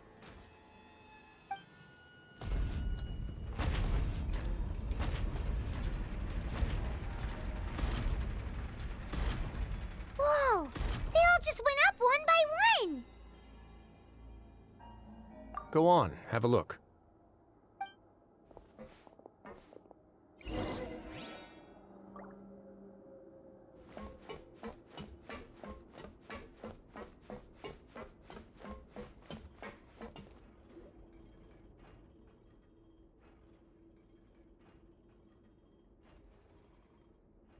I've been interested in what lies beyond that gate ever since I assumed leadership of the Fortress of Meripede. Of course, it would be unwise to recklessly open it, but it'd also be risky and negligent to simply ignore any potential danger that could be behind it. The readings on that dashboard have not budged since the day when I first laid eyes on this place. But over the past year, the needle has crept upwards from its original position, likely because some parameter it's been tracking has changed, if only infinitesimally. Normally, I would have ignored it, but I happened to have some free time when I noticed it, so I investigated. Any guesses what the reading could be tracking? Very reasonable guesses. I've considered both of those as well. Unfortunately, our dashboard is tracking something less ordinary. The temperature should vary with weather and climate changes, so for something that rarely shifts, the water pressure is more likely. We ran a few tests to increase the pressure from the outside, but the readings didn't change at all. Later on, a few more possibilities occurred to me, such as a potential connection with the primordial sea. I began to make a few preparations based on that hypothesis. Over the past few days, the needle has moved again. With that, and the symptoms that Fremine displayed after leaving the fortress, I can now confidently conclude that the readings represent the concentration of primordial seawater in the seawater nearby. The concentration of primordial seawater? But we're already under the sea! And that is precisely the problem.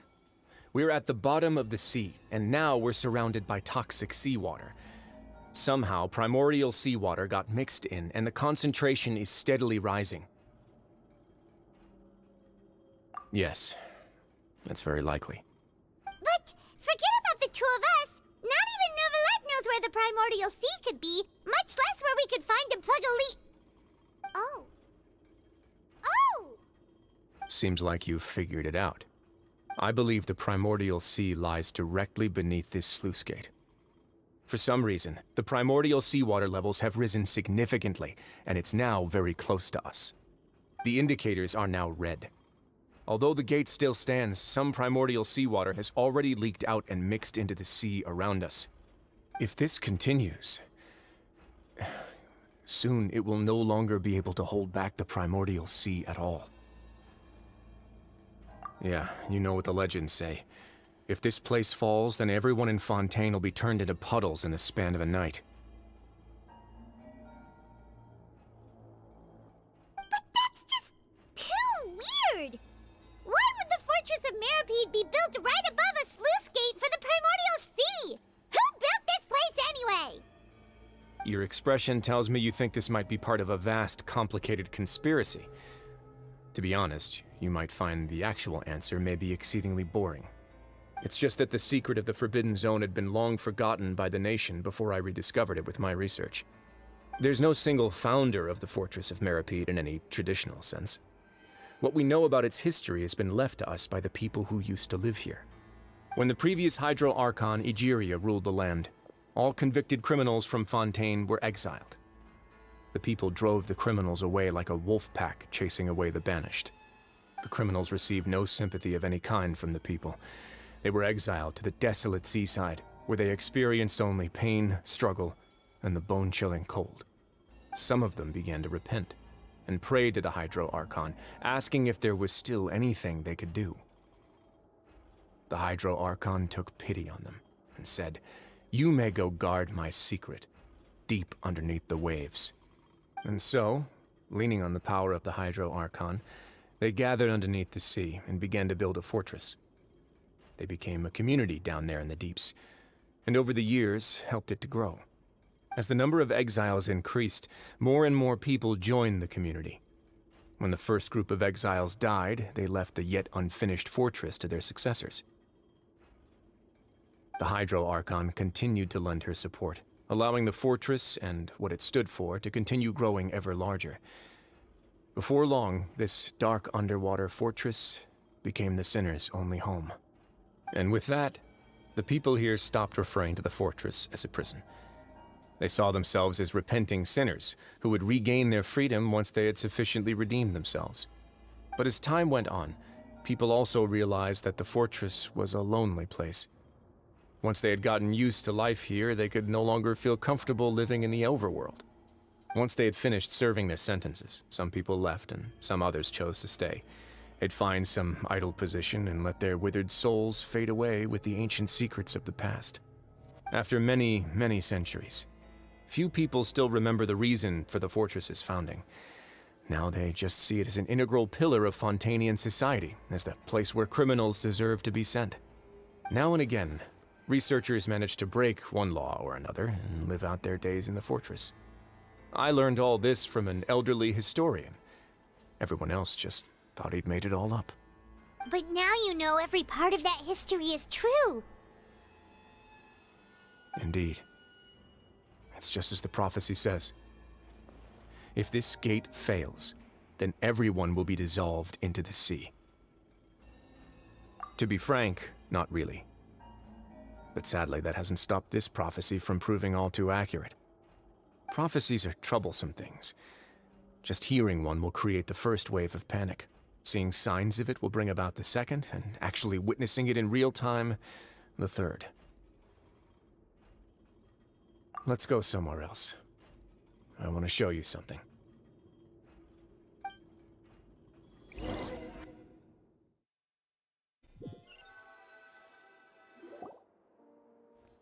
This is it. Your Grace, perfect timing. The results from our last round of experiments have... Wait, Jurier, he's not alone! Huh? Lorvine and Jurier? No need to panic, you two. I've already told them about our plan. What? After you warned us not to tell a single soul about any of this? I'm skeptical as well. Are you sure they are trustworthy? The results speak for themselves, don't they? These two may already know more than you could ever imagine. All right then, if Your Grace insists. They seem harmless enough, so I'll trust them for now. Well, how about some reintroductions? This is Jurier, one of the highest-ranked researchers from the Fontaine Research Institute. He used to work under Edwin. I trust that you've heard of Edwin? He's the one who blew the whole institute sky high. Everyone knew he was a bit crooked in the head, but you're not local, so I guess it's possible for you not to have heard of him. Edwin's main areas of research were archeum and gravimeters. As his assistant, Jurier is quite familiar with them as well. I hired him to be my technical consultant. You want to blow up the fortress of Meripede? Ah, what a lovely idea. I'm already imagining it in my head. Gotta admit, I'm tempted as well. Guys, focus! Focus! That taskmaster over there is Miss Lorvine, and is also one of my technical consultants. While Jurier used to be Edwin's assistant, she used to be Jurier's assistant. Ooh, are they together? See, everyone keeps asking this question. Are you too sure you're not a couple and just using your work as a convenient cover? Your Grace, I am not in a relationship with this man. If I dated her, I'd officially be madder than Edwin. Jeez, forget I said anything then. Follow me. Whoa, there's another door that goes right up. Your constant amazement makes it seem like the fortress can do anything. But Paimon really thinks everything's super cool.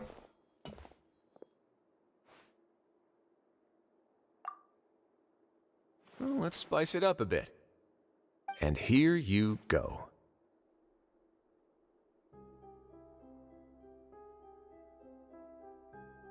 What a huge ship! This is also a production zone that Paimon's never seen before. What's going on? How much do you know about Fontanian history? Not much at all. Well, then maybe you haven't heard the story of ancient Lemuria. To give you a quick rundown, Fontaine used to be ruled by the Lemurian dynasty. According to legend, the Lemurian king Remus came to this land after being inspired by divine revelation and found the seer Sibila, who had taken on the form of a golden bee. Taking the golden bee with him and riding on a huge ship, the Fortuna, he created his nation above the surging waves. He called his nation Lemuria and used the Fortuna to incessantly search for new tribes and islands, calling on them to join his empire. There's a ship in this story too? Where there's water, there'll be ships. People believe that hope can always be found at the end of a voyage. Do you believe that too? To a point, I think. As you've already seen, I have a whole factory's worth of labor, materials, and technology at my disposal. Certainly can't hurt to give it a try. So the moment I began to speculate that the Primordial Sea might lie underneath the gate, I also began this project. Were you inspired by the legendary Fortuna? Maybe. Fontanians need something to hold on to cope with the impending disaster. Were the workers to find out the truth behind this ship, riots would destroy the fortress faster than any catastrophe. As the fortress's administrator, I'd never make such a reckless call. All right, that's enough talking for now. I'll need another 3 cups of tea to soothe my throat. Do you have any other questions? Seems like you're good. Come on, I'll take you back.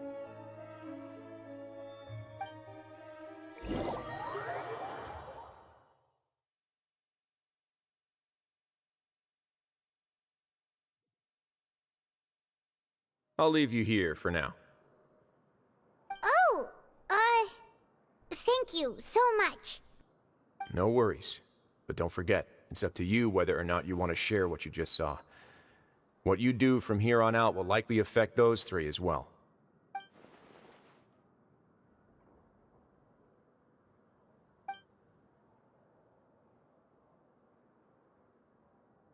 Yeah, we'll put a lot of thought into it for sure.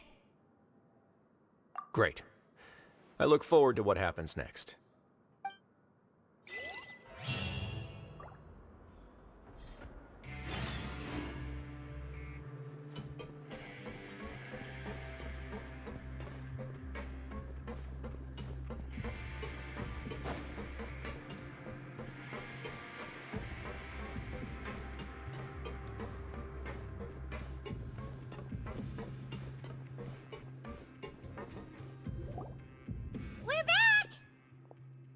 Welcome back. Do you want a cup of tea? How can you be so much like Risley, always drinking tea? Huh. Actually, now that you mention it, I just remembered something now. While I was sedated, I could still barely hear 2 people talking next to me. They were discussing everything, from the leaves to the water and even the teacups themselves. Must have been Risley and Sijween. Yeah, I heard 1 male voice and 1 female, so it should have been the 2 of them. They really were just talking about brewing tea.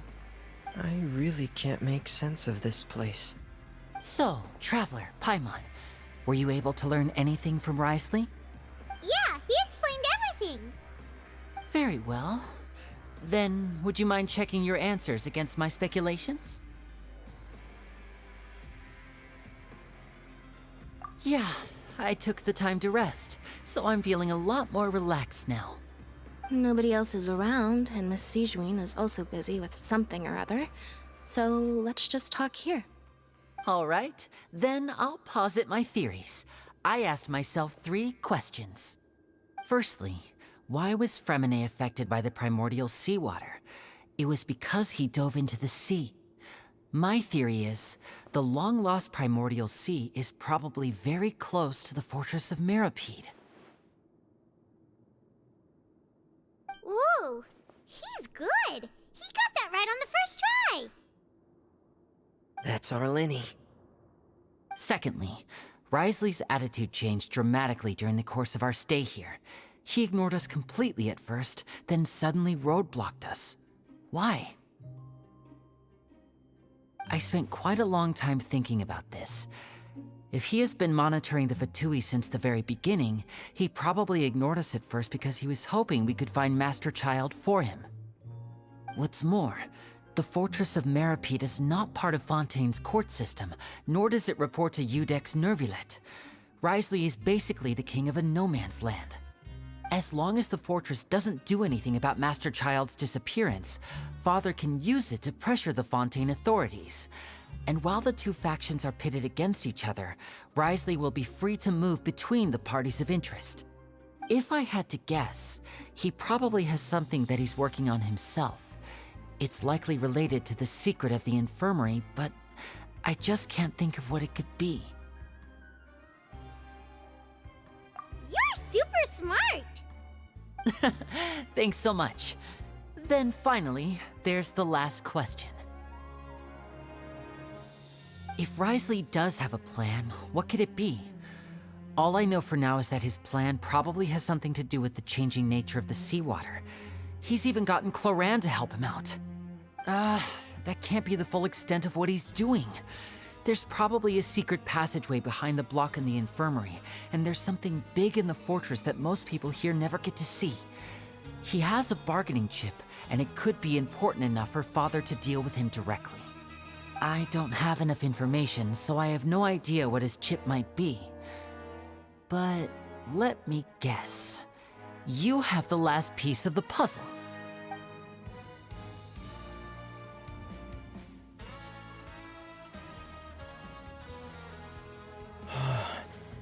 I can't believe it. The sea will engulf everyone. Just like the prophecy said. Could Wriothesley have wanted to meet Father to figure out a way to deal with this crisis? If you remember, I once mentioned that Father sees the House of the Hearth as her base of operations, and she truly wants to resolve the crisis. But how could Wriothesley have known that? Or perhaps he didn't know, and just wanted to bring Father over to his side? Which could be why he said he just wanted to negotiate. Yeah, that makes sense to me. I understand your concerns as well, Traveler. I'll figure out a way to pass this on to our father.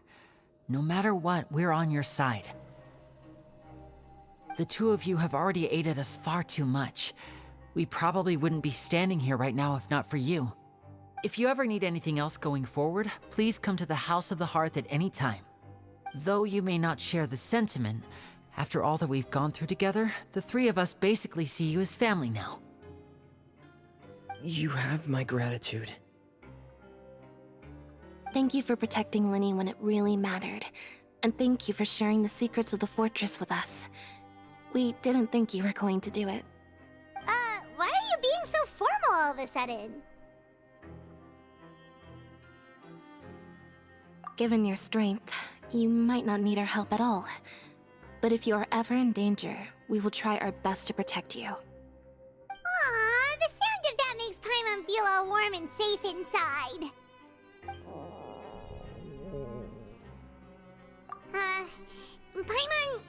Paimon's hungry. Oh, you've done so much already. Go get some food. Alright, then we'll catch you guys another time.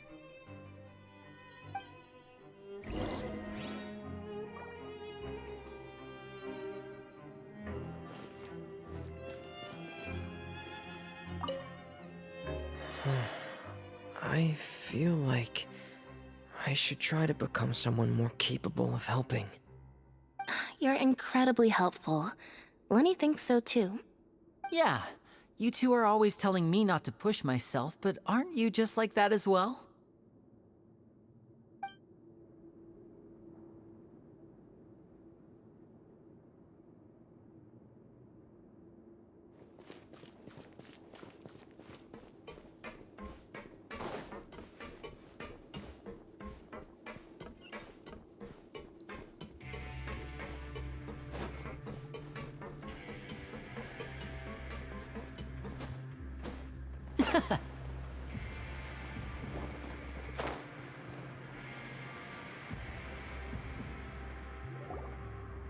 It's time for dinner. Welfare meals now being served in the coupon cafeteria. Come on, let's go pick up ours as well. Traveler and Paimon, over here. Are you here for dinner too, Miss Sijween? Mm-hmm. And I'm taking the opportunity to prepare Miss Cloran's dinner as well. Huh. You're right. She's actually sitting in the fortress cafeteria. What would you like to eat? Yep, you can. I've already talked to our chef, Mr. Wolsey. It's all on me today, so you can get whatever you'd like.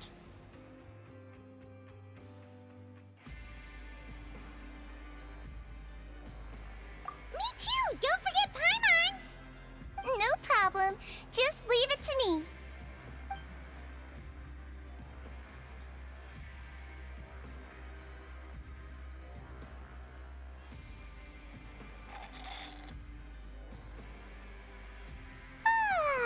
So delicious. Is this how it feels to be freeloaders? Wait a second, we did do plenty of work after all. Feeling full yet? How's the food? Delicious. I'm so glad to see you all so happy. Oh, see, the expression on your face just now? The muscle here just moved, which suggests that you're feeling quite relaxed at the moment. Sijween, do you do this to help your patients or to better understand human beings? A bit of both, I suppose. I'm a Melazine, which means I'm very different from human beings. I must know what you're thinking if I want to take good care of you. You're really good at taking care of people. Even though you're so short, you still talk and act like an older sister. Really? You're reminded of an older sister? That's great to hear. Oh, and what did you mean back in Risley's office? When you said that you were protecting Linny and his siblings as well? Oh, that. I just asked His Grace to look out for those children, especially that diver boy. I was getting a bit worried after hearing that something was wrong with the water. Thankfully, Cloran is very strong and managed to save him in the nick of time. His Grace also sealed the pipes after Cloran left, to make sure that Linny wouldn't impulsively chase after his brother. Although the path was blocked, we still stationed some guards there to stop anyone from approaching. They were instructed to only open the door once Miss Cloran had returned. Oh, and I was keeping an eye on Mr. Linny as well. We had to press him, but we couldn't allow him to be in any real danger. You were all super considerate and really thought everything through. It's just what we do down here at the fortress. At least this has been His Grace's style for as long as he's been the leader. Oh, I really wish Monsieur Nervula would come down here more often too. I feel like he'd like it here, with all the darkness and chaos.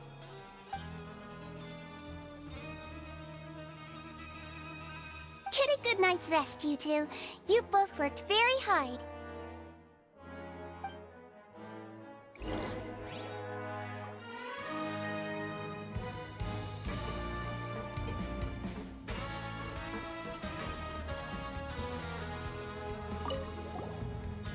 Cloran!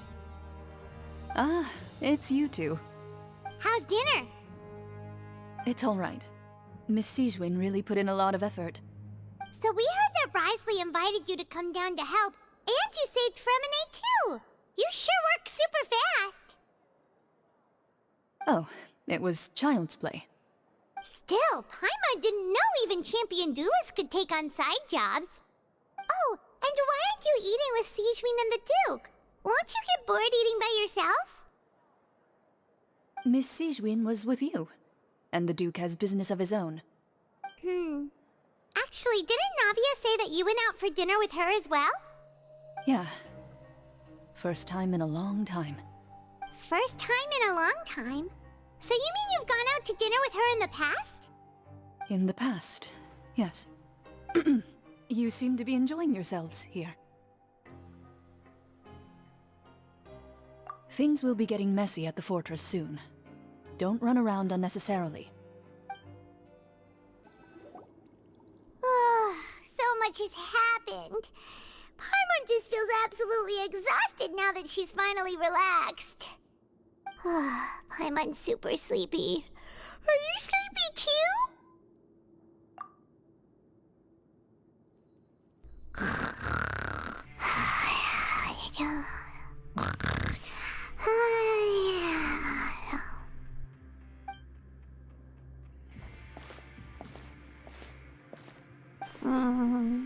Delicious. Paimon wants seconds for free.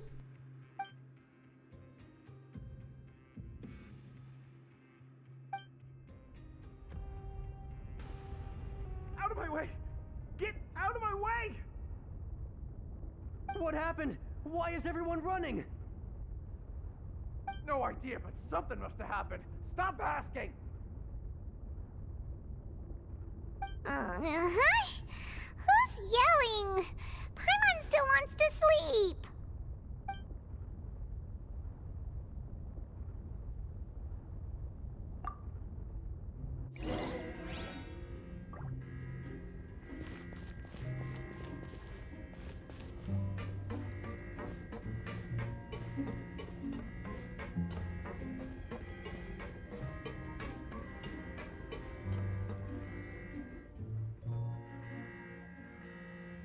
What happened? Why is everyone running around? Hey, what are you doing? No time to explain, mate. Goodbye! Hey, wait! What's wrong with these people? They won't even talk to us. They're here! There you are! Oh, thank goodness! Quisto and Lavaroon, do you know what happened here? We came here especially to inform you. Something seems to have gone terribly wrong just now. His Grace is telling everyone to evacuate and get out of here. Lavaroon was saying you two are new here and you don't have many friends, so you might slip through the cracks. Haven't you heard all the stories like that? An evacuation is successfully completed, yet you only find out once you do a head count that 1 or 2 people are missing. Wait, weren't you the one who brought that up? Why is it suddenly my idea? Hey, shut up! Okay, whatever. The point is, you should come with us. Yeah, he said to get as far away as possible, upwards and outwards.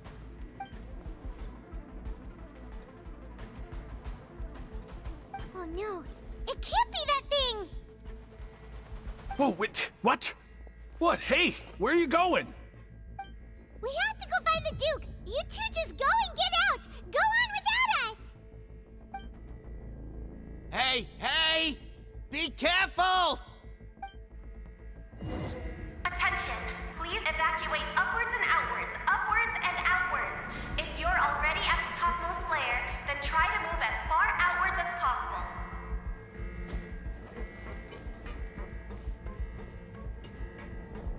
Attention! Please evacuate upwards and outwards, upwards and outwards.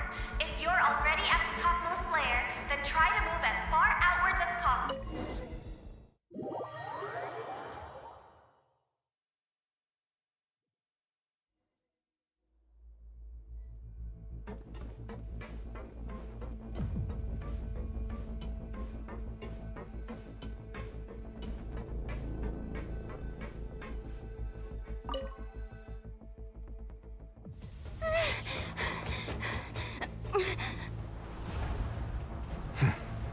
They're here.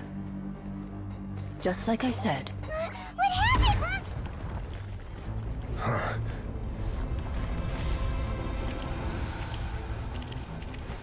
You're just in time. But be ready to run.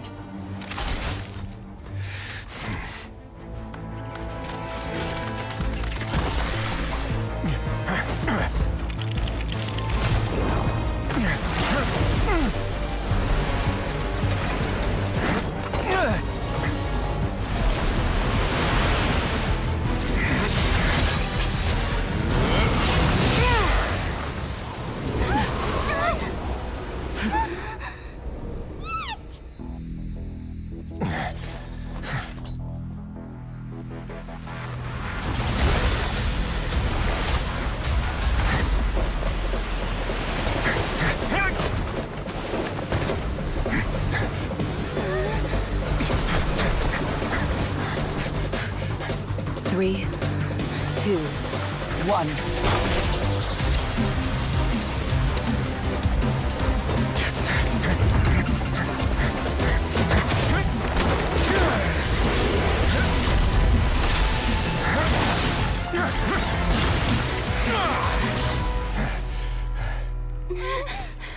This won't hold it for long. Find Neuvillette. Tell him the defenses are about to collapse. Then what will happen to you? Until he arrives, we're the last line of defense.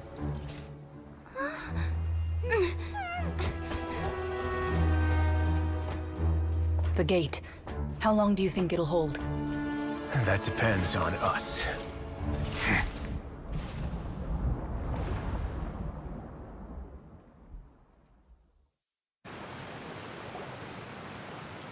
Neuvillette? Why are you here?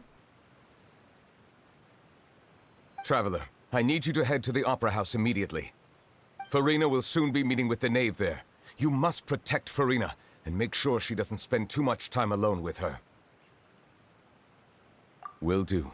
You have my sincerest gratitude.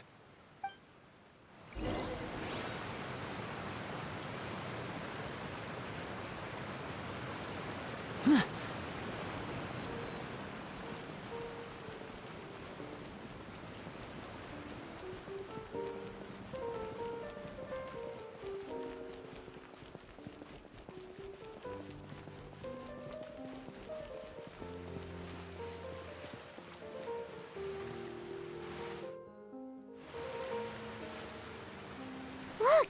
There are a ton of Fatilian Palais Mermonia people over there! The knave is probably here already. We need to hurry! Are you two the traveler in Paimon? Monsieur Neuvillette has left instructions. Please follow me. Though I'm sure he's already explained, this should be a mostly cordial conversation, unlikely to give rise to violence. But it would be most appreciated if you could protect Lady Farina to the best of your abilities.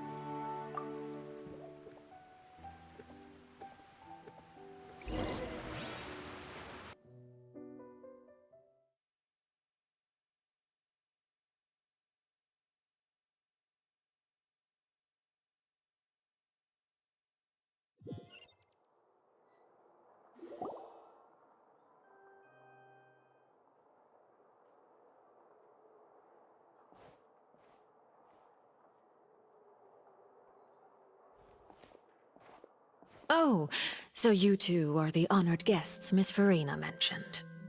Of course, of course! How could they not attend a meeting such as this? I must always have 2 or more guests at my dessert table.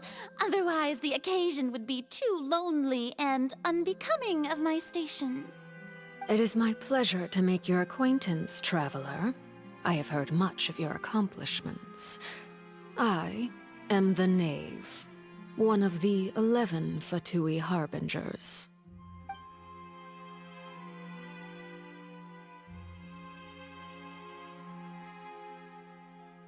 I've already prepared seats for you. Come, sit beside me. Perhaps you two are unaware of how Miss Farina and I do things. You see, we actually recently agreed to get together for tea when we had the time. See this? This is a limited type of confectionery that Miss Farina simply adores. There are only 16 slices sold every day. Here, why don't you and Paimon have a taste?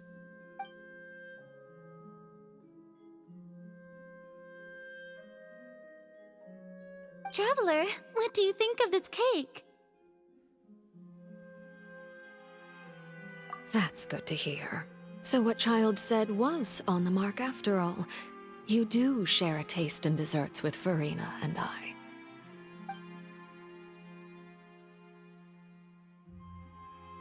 I wonder how he's doing nowadays. You must have heard, right? He's suddenly gone missing.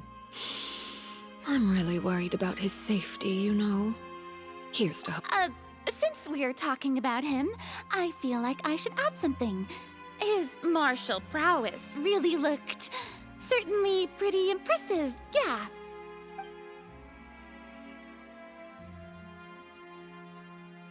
Oh, so you're also familiar with his aptitude for fighting, Miss Farina. Oh, right. I almost forgot. Child was subdued by Udex Nuvillette right in front of you. Against ordinary people, my colleague would never be on the back foot. But alas, he just never imagined he'd run into such a person. I must express my admiration for Monsieur Nuvillette. Coming from you, that's not surprising at all. But I thought you would be happier to hear the news. Of course, but it's still a bit of a shame. You see, I would have been far happier had I received this news somewhat earlier. As you well know, a long time has passed since Child disappeared.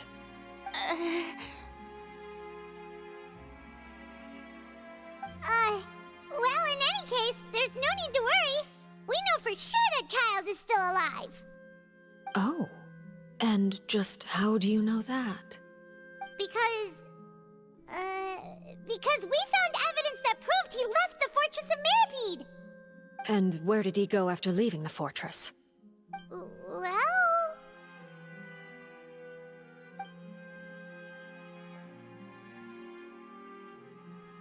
The Fortress of Mirapede lies deep beneath the waves. Unless he pranced right out of the main gate, he must have had to swim for it. Do you have any proof that he surfaced safely?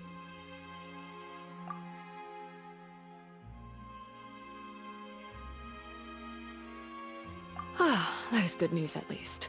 His sister Tonya sent a letter to Fontaine not too long ago. Since he was unfortunately unavailable, I picked it up on his behalf. Do you have any idea how he usually writes back to his family? Dear Tonya, your letter made me feel like we were still enjoying our time in Snezhnaya together. I'm currently admiring the scenery on the streets in front of the Opera House. Is it something like that?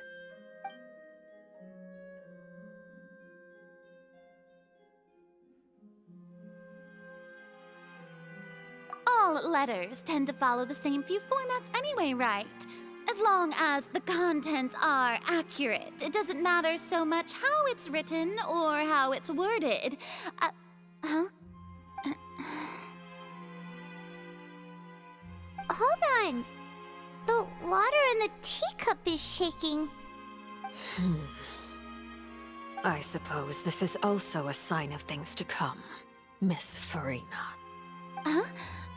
I don't quite understand what you're trying to say. Have we entered into the next stage of the prophecy?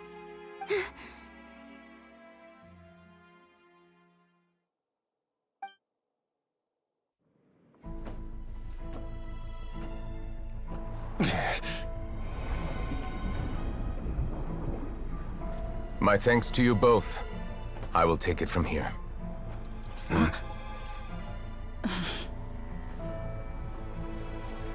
Sure you don't need a hand? Quite sure. Wow. So, what's your secret, huh?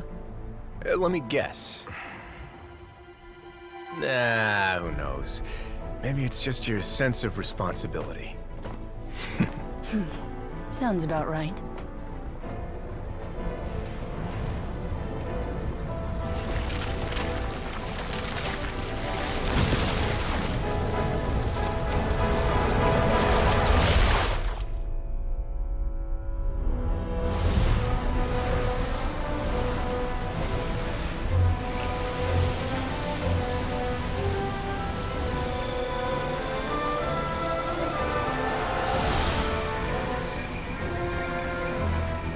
day may come when the prophecy is fulfilled and the waters burst forth. But it is not this day! This ancient power could easily obliterate an entire race. A tsunami of fury would unleash endless catastrophe.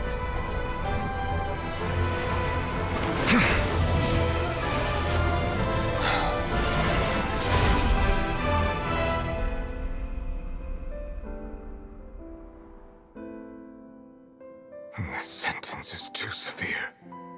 Forgive me for overruling it.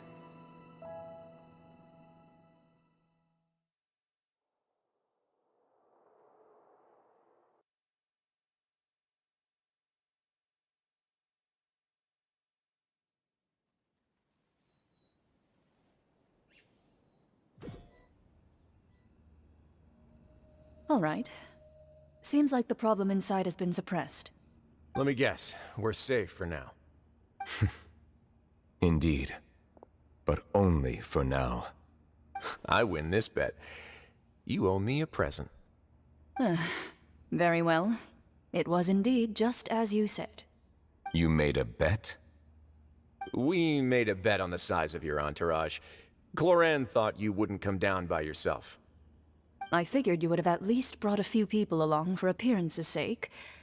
It appears I underestimated just how confidential the mission was. Shouldn't you have gotten used to confidential missions by now? That's just how the courts operate. So what gift must the loser give? Tea? He already has tons of tea in his office. I'm thinking about a set of legal codices. That wouldn't happen to be a dig at my lack of legal awareness, would it? Well, I'm sure His Grace doesn't consider the fortress to be outside the law. I was under the impression the residents of a place like this would be uninterested in the legal codices. That was obviously a joke. Anyway, you've still got some unfinished business to attend to in the overworld, correct? No need to stay here if you have a pressing matter. We all know you can't leave Palais Mermonia for long. Thank you. I hope everything went smoothly with the Fatui Harbinger.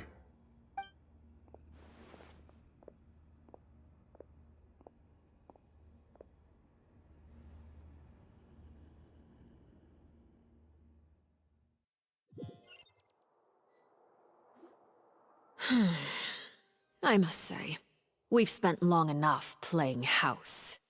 Miss Farina, as the Hydro Archon, I am sure you understand the exact meaning of the phenomenon we just witnessed. Or should I say, that's what I originally thought. But looking at your expression, was I wrong? And you haven't a clue? What are you trying to say?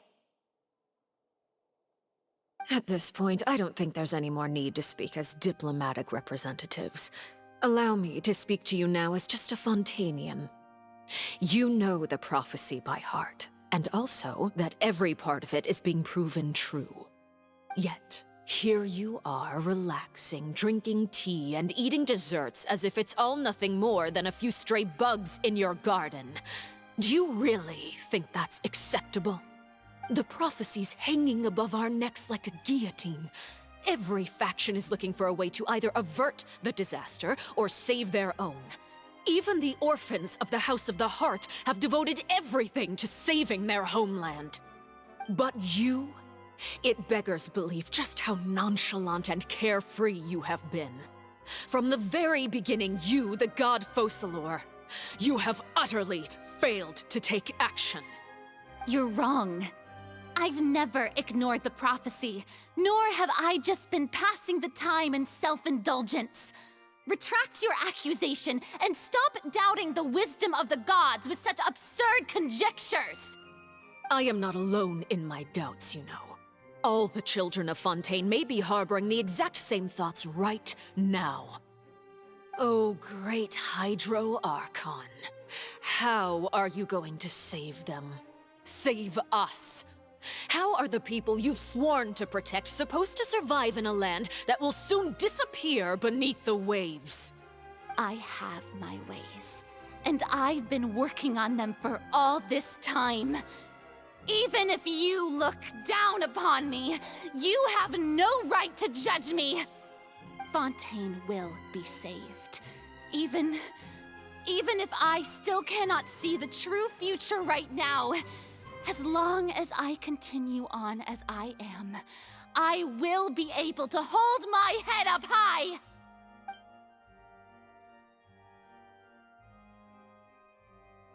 Then I ask you, Miss Farina, just what have you been working on?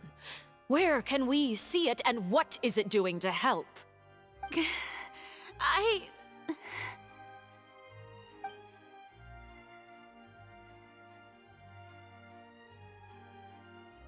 My machinations are just like the prophecy itself. They will only reveal themselves at the fated time.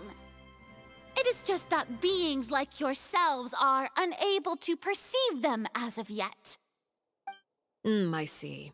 As a god, the proof of your labor always lies beyond prying mortal eyes. Allow me to be so bold as to ask another way. Would it be possible for you to tell us the parts of your plan that are not confidential? Such as your emergency response plan for the impending disaster? An emergency response plan? Oh, that look in your eyes. Have you not even prepared one of those? The emergency response plan is also strictly confidential. Then allow me to jog your memory. Miss Farina, what is the purpose of your Oratrice Mécanique d'Analyse Cardinal? And what do you plan to do with the massive amounts of indemnitium that has accumulated over the years? The Oratrice? It's just like it appears to be.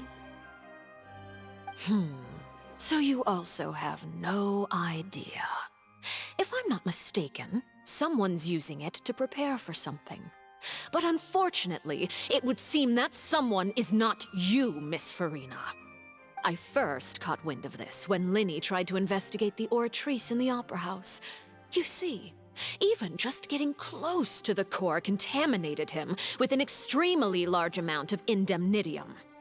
But even if that had nothing to do with you, then what could you possibly be working on, oh great Hydro Archon? Oh, right. I almost forgot. Udex Neuvillette is not at the tea party with us today.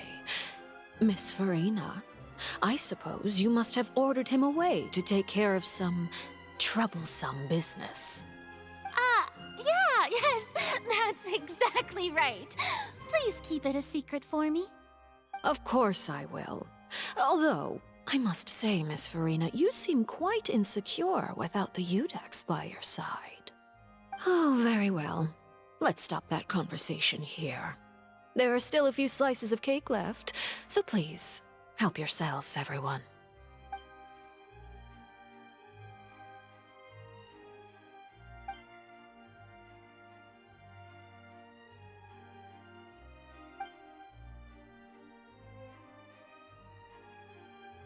Traveler, I heard that you were recently commissioned to handle a few matters on behalf of the Udex. Why don't you take an extra slice of cake? Those who work hard deserve gratitude and praise. You too, Paimon. Thank you. Paimon will take you up on that offer.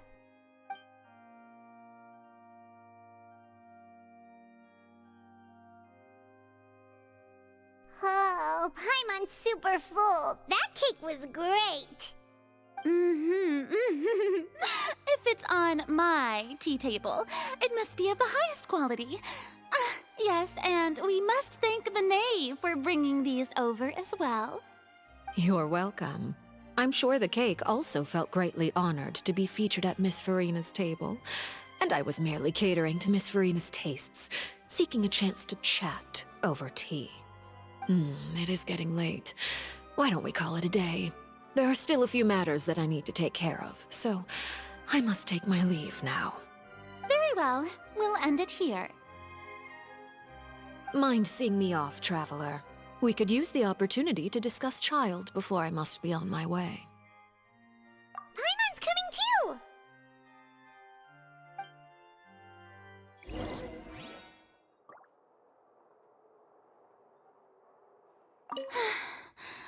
The tea party turned out to be even more difficult than I'd imagined. Why are you looking at me like that? Is something the matter? If there's nothing urgent, then I shall be retiring for now.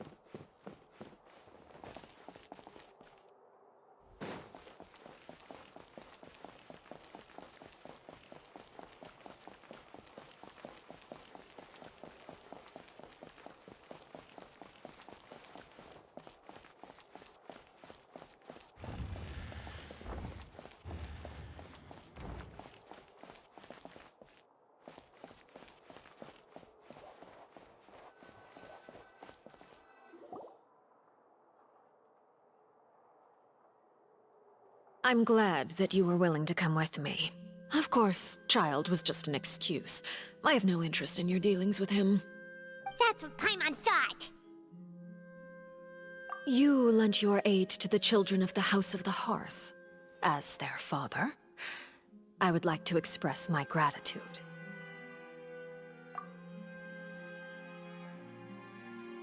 That was all. Formal topics should be discussed in formal settings, and informal topics in informal settings. I know you just returned from the fortress of Meripede. Relax. I have no intention of trying to get anything out of you. Linny, Lynette, and Fremine are still there, and I trust their judgment and abilities. They've all been working very hard and have always done all they can to fight back against anyone who tried to stop them, especially Linny. You mean Wriothesley. He's a tricky one to deal with.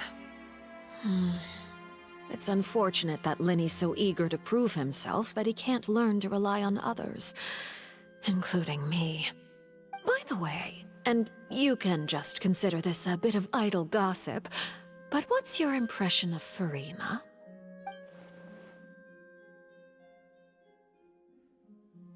You are outside of our disputes, and the freest person in all of Fontaine, able to move around most easily. Allow me to share my perspective with you. And that's everything that happened during the trial. Master Child was declared guilty and immediately transported to the Fortress of Meripede. Didn't he say he was coming here on vacation? Does he not feel an ounce of shame for all the trouble he has caused?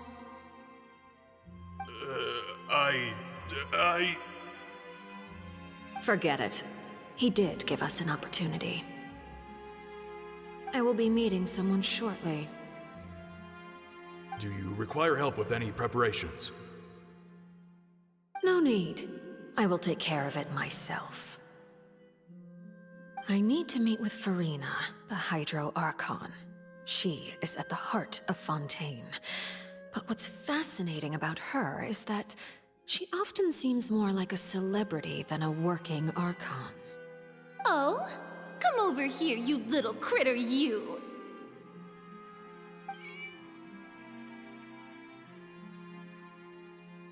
You dare to run from me?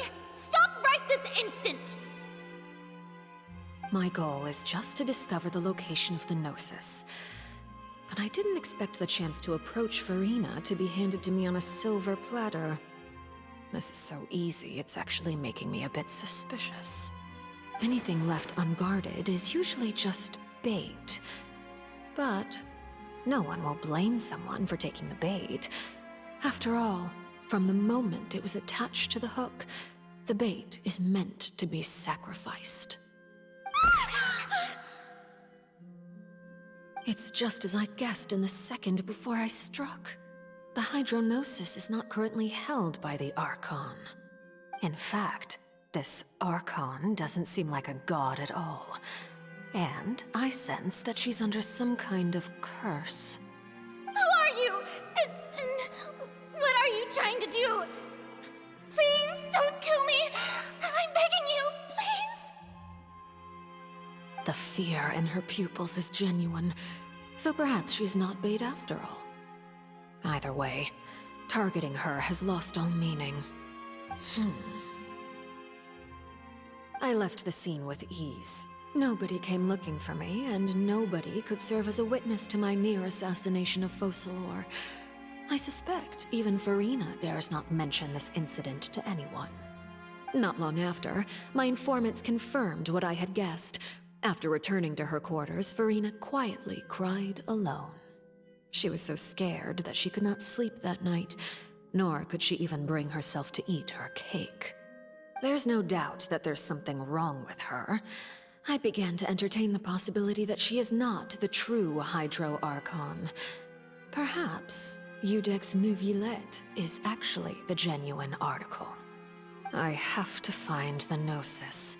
If the Neuvillette hypothesis is correct, he is probably in possession of it. Alternatively, it might have been hidden in a place that's hard for ordinary people to access. Yes, Father. My dear children, please speak. News from the fortress of Meripede. Master Child has gone missing. On top of that, the contacts and guards we bribed at the fortress have all gone quiet as well. Probably the handiwork of that Wriothesley. I'm afraid so. This is a good opportunity. The value of a Harbinger is much higher than most would imagine.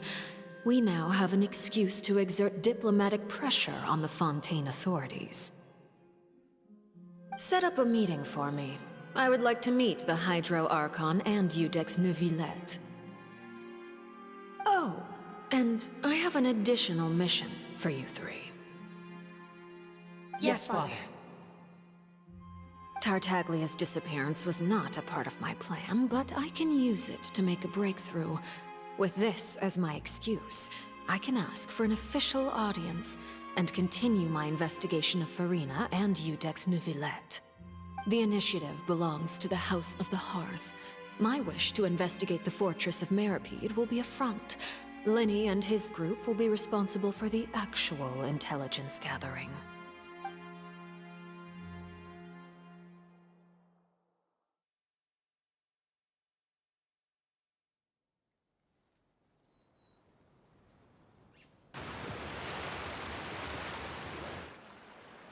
You should know the rest. Linny's group is quite close to you, so they wouldn't have hidden anything from you. You attacked the Hydro Archon? It wouldn't mean anything, even if you shouted it from the rooftops. After all, even Farina herself is still pretending that nothing of that sort ever happened. Alright then. I've now had 2 chances to enjoy tea with Farina. I have to say, the leadership of Fontaine is even more inscrutable than I had imagined. I once surmised that Iudex Neuvillette must be the Hydro Archon, but now, that doesn't seem right to me either. I am a servant of Her Majesty the Tsaritsa. Over my years of service, I've learned how a real Archon conducts and carries themselves. Whether Iudex Neuvillette or Farina, neither fits the bill. It's hard to imagine either of them as the Archon. Of course, that is all just how I feel. Gut feelings often do not require justification. It is, however, quite amusing to me that after all my years working in intelligence gathering, I've come to realize I am at a complete loss regarding the identity of the god of the land of my birth. Don't you think Fontaine is quite intriguing? A catastrophe looms, yet many secrets have yet to rise to the surface. It looks like Fontainians will have no choice but to save themselves. Ultimately, though, one must survive in order to do anything else. Should the need arise, I would be happy to cooperate with you. You don't need to commit to anything right now, of course. I have a feeling that the situation will continue to evolve, and as your name is often connected with noble deeds, I'm sure we will work together someday. He certainly returned quickly. You must want to catch up with each other. so I'll leave you to him.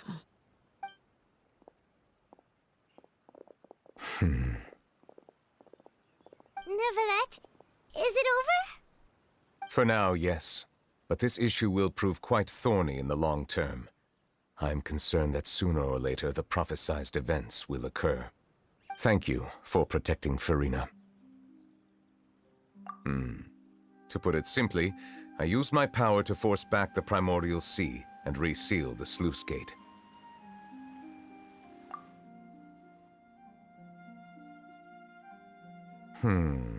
So as expected, the Knave has turned up the pressure on Farina. She's trying to feel her out, though I'm still unsure as to her motives. Permission granted.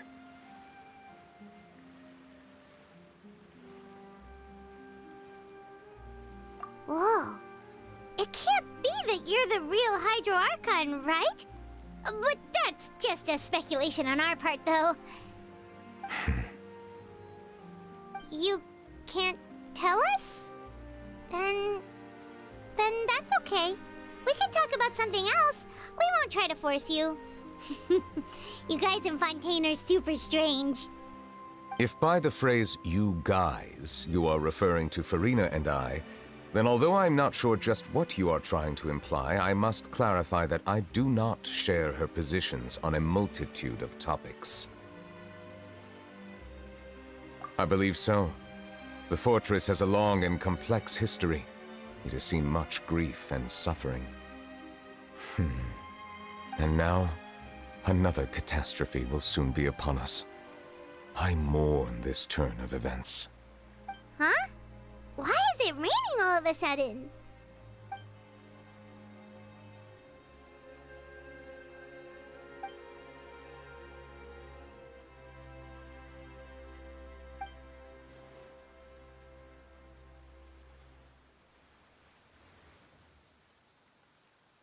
You may be closer to the truth than you think. Oh? And what are you thinking? The dragon of... what? Huh? Please do not be so surprised. Farina? Neverlet, are you listening?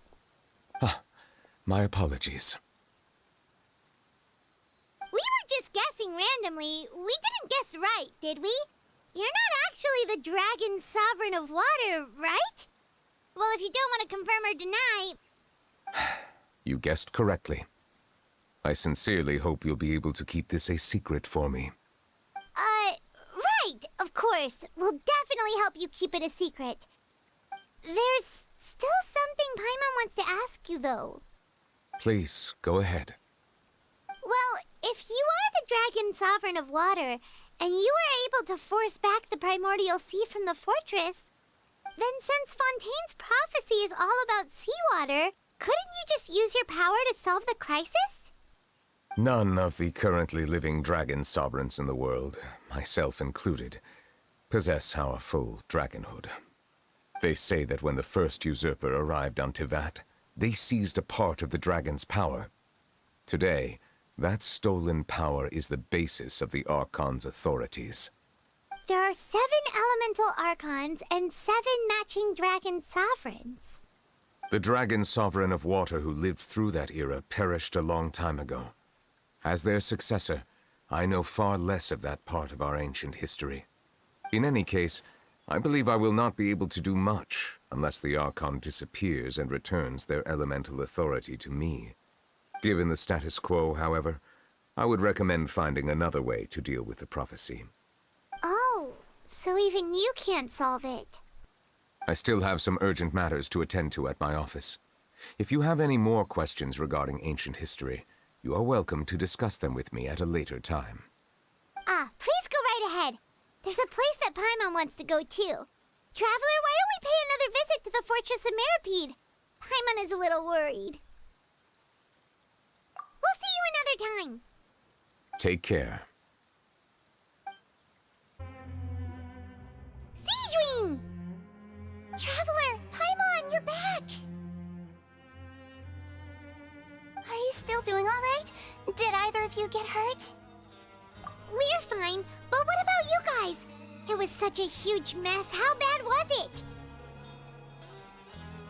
A few people sustained superficial injuries, but that's about the extent of the damage. Monsieur Nervulette paid us a visit. It was all thanks to him that we managed to suppress the crisis for the time being. Oh, of course, we must also thank you for the help you provided. How did Nervulette know that he was needed here? Well, Monsieur Nervulette has strong resonance with the hydro element. When the water level rises, he can feel the waves produced. I ran into the bombshell bros while bandaging the injuries of the wounded. They were mumbling the whole time about how you just ran down without a word. I'm so relieved to see that you're both all right. If you're not too pressed for time, please stay with us a few more days. Just let me know if you get a craving for any particular dish, so I can have Mr. Walsey get your meals prepared. Oh, and please feel free to visit the infirmary for a break at any time. I'd like to take the opportunity to spend some more time observing your facial muscles as well. Your happy smiles are quite contagious, you know. They're so memorable, and I've missed them immensely while you were gone.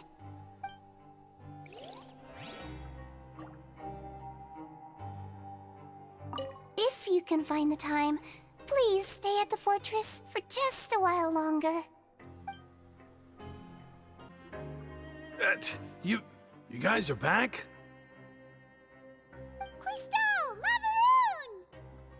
You guys didn't get caught and thrown back down here, right? Huh? No, not at all. Ah, and here I thought you'd managed to escape from jail during all the commotion. I'd held you up as legendary jailbreakers, but now you're telling me you just never left? We're sorry, but we just had some business to take care of. All right. There's no need to get caught up in the details. We're just relieved to see you. He was super worried about you, you know. Hey, it wasn't just me. Weren't you super worried as well? Something like that, yeah. I was also transferred to work in the kitchen a few days ago. I can still hear Quisto mumbling to the carrots. Are those two all right? Do you think they made it out alive? Whenever he'd say that, I'd tell him I'm sure they're fine. Wherever they are, they're kicking back with drinks in hand, enjoying the lovely scenery. Hey, there's nothing wrong with worrying about your prison pals. Is there? I mean, considering how they always love listening to all my gossip. These two. They sure are a lot warmer and friendlier than when Paimon first met them. Oh, well, if you say so. I'll be watching you to make sure you finish every last bite.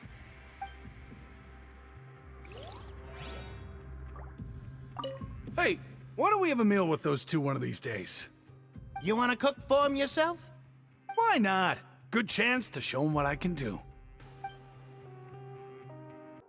Jurier, Miss Sijween told me you still haven't eaten. Yeah, I was working on something, so I forgot. That's no excuse for... Huh? It's you two. Jurier! Lurvine! We're back! Hello there. It's been quite the mess here recently. How have you been? And you? Are you still taking the secret passageway from the infirmary to work on the ship? Yep. That is still top secret, though. So don't say a word to anyone. It can be a bit annoying when there are lots of people in the infirmary, but I still prefer taking that route over the one from the Duke's office. I mean, the infirmary does make it easier for you to slack off. Oh yeah? Then why are you also here so much? You two really are just using your jobs as a cover for your relationship, aren't you? Not at all!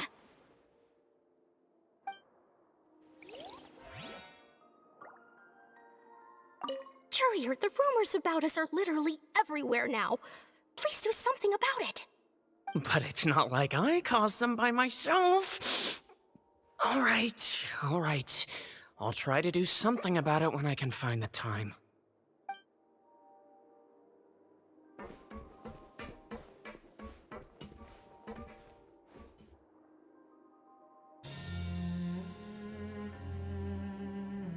Now guess, what suit will this next card be?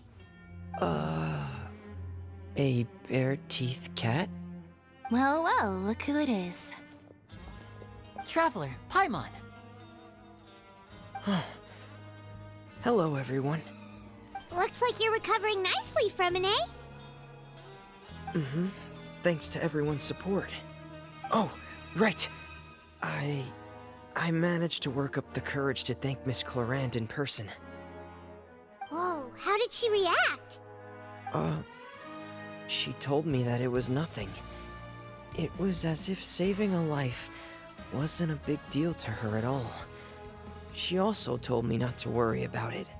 She didn't want to stress you out, that's all. She's right, and it's best not to dwell on it. Yeah. Okay, but check this out. We went back to the opera house and we met the knave.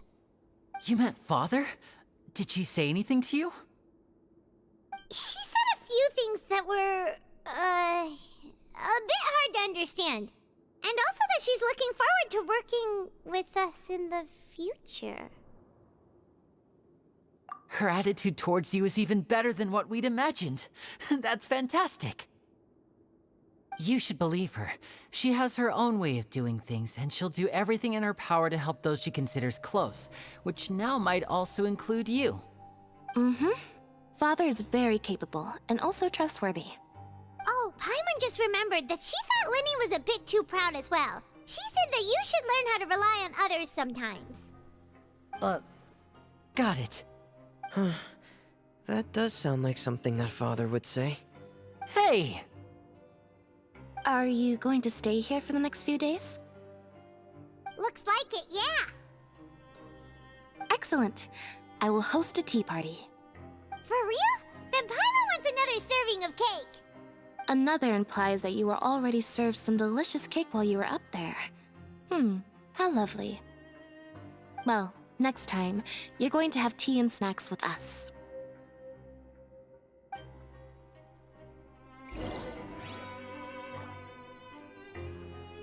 We should start preparing that tea party. Oh, that's a great idea. I'm all for it. I'll help you set it up. Do my eyes deceive me, or did I just see two inmates come back after making it to the surface? Some strange winds blowing of late. We wanted to see how the fortress is doing. Is everything still alright? We're fine, for the most part. Neuvillette came down and took care of the worst of it. If that's the case, why don't you just ask him to stay here? Oh, yeah, what a brilliant plan. Let's go convince the Eudex himself to exchange the Courts of Fontaine for a puddle of water in the middle of nowhere. He came here in a hurry and left without even stopping for a cup of tea. He did remember to take Miss Sigewinne's gift with him, though. He sure sounds super busy. Miss Clorand has left as well. She also took her gift from Miss Sigewinne. Were the gifts milkshakes? Neuvillette got the milkshake. Clorand received lipstick instead. Those aren't even remotely alike. Well, it's Neuvillette's own fault for making Sigewinne worried about his health by working so much. But besides that, our head nurse is still pretty fond of picking out beauty products for the ladies. Oh, and I have some gifts here for you as well. Are these from Sigewinne too? Nope, they're from yours truly. You've already wrapped up your work at the fortress, so you can return to the surface at any time. You haven't yet served your full prison term, however, so you may continue to use your cell until your term is up. For real? Then we could stay here for a really long time? You may access the cafeteria for free. Hooray! Just remember to come complete your paperwork once it's time for your release.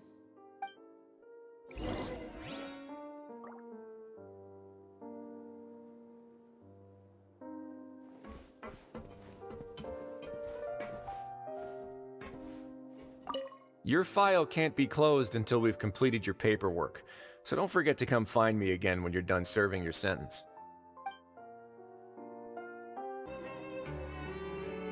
We're back in our cell again. We're no longer prisoners though, so it really doesn't feel the same.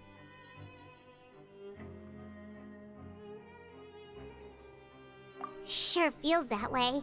But the truth is, we never did anything bad to begin with, so I'm not sure why we put so much pressure on ourselves.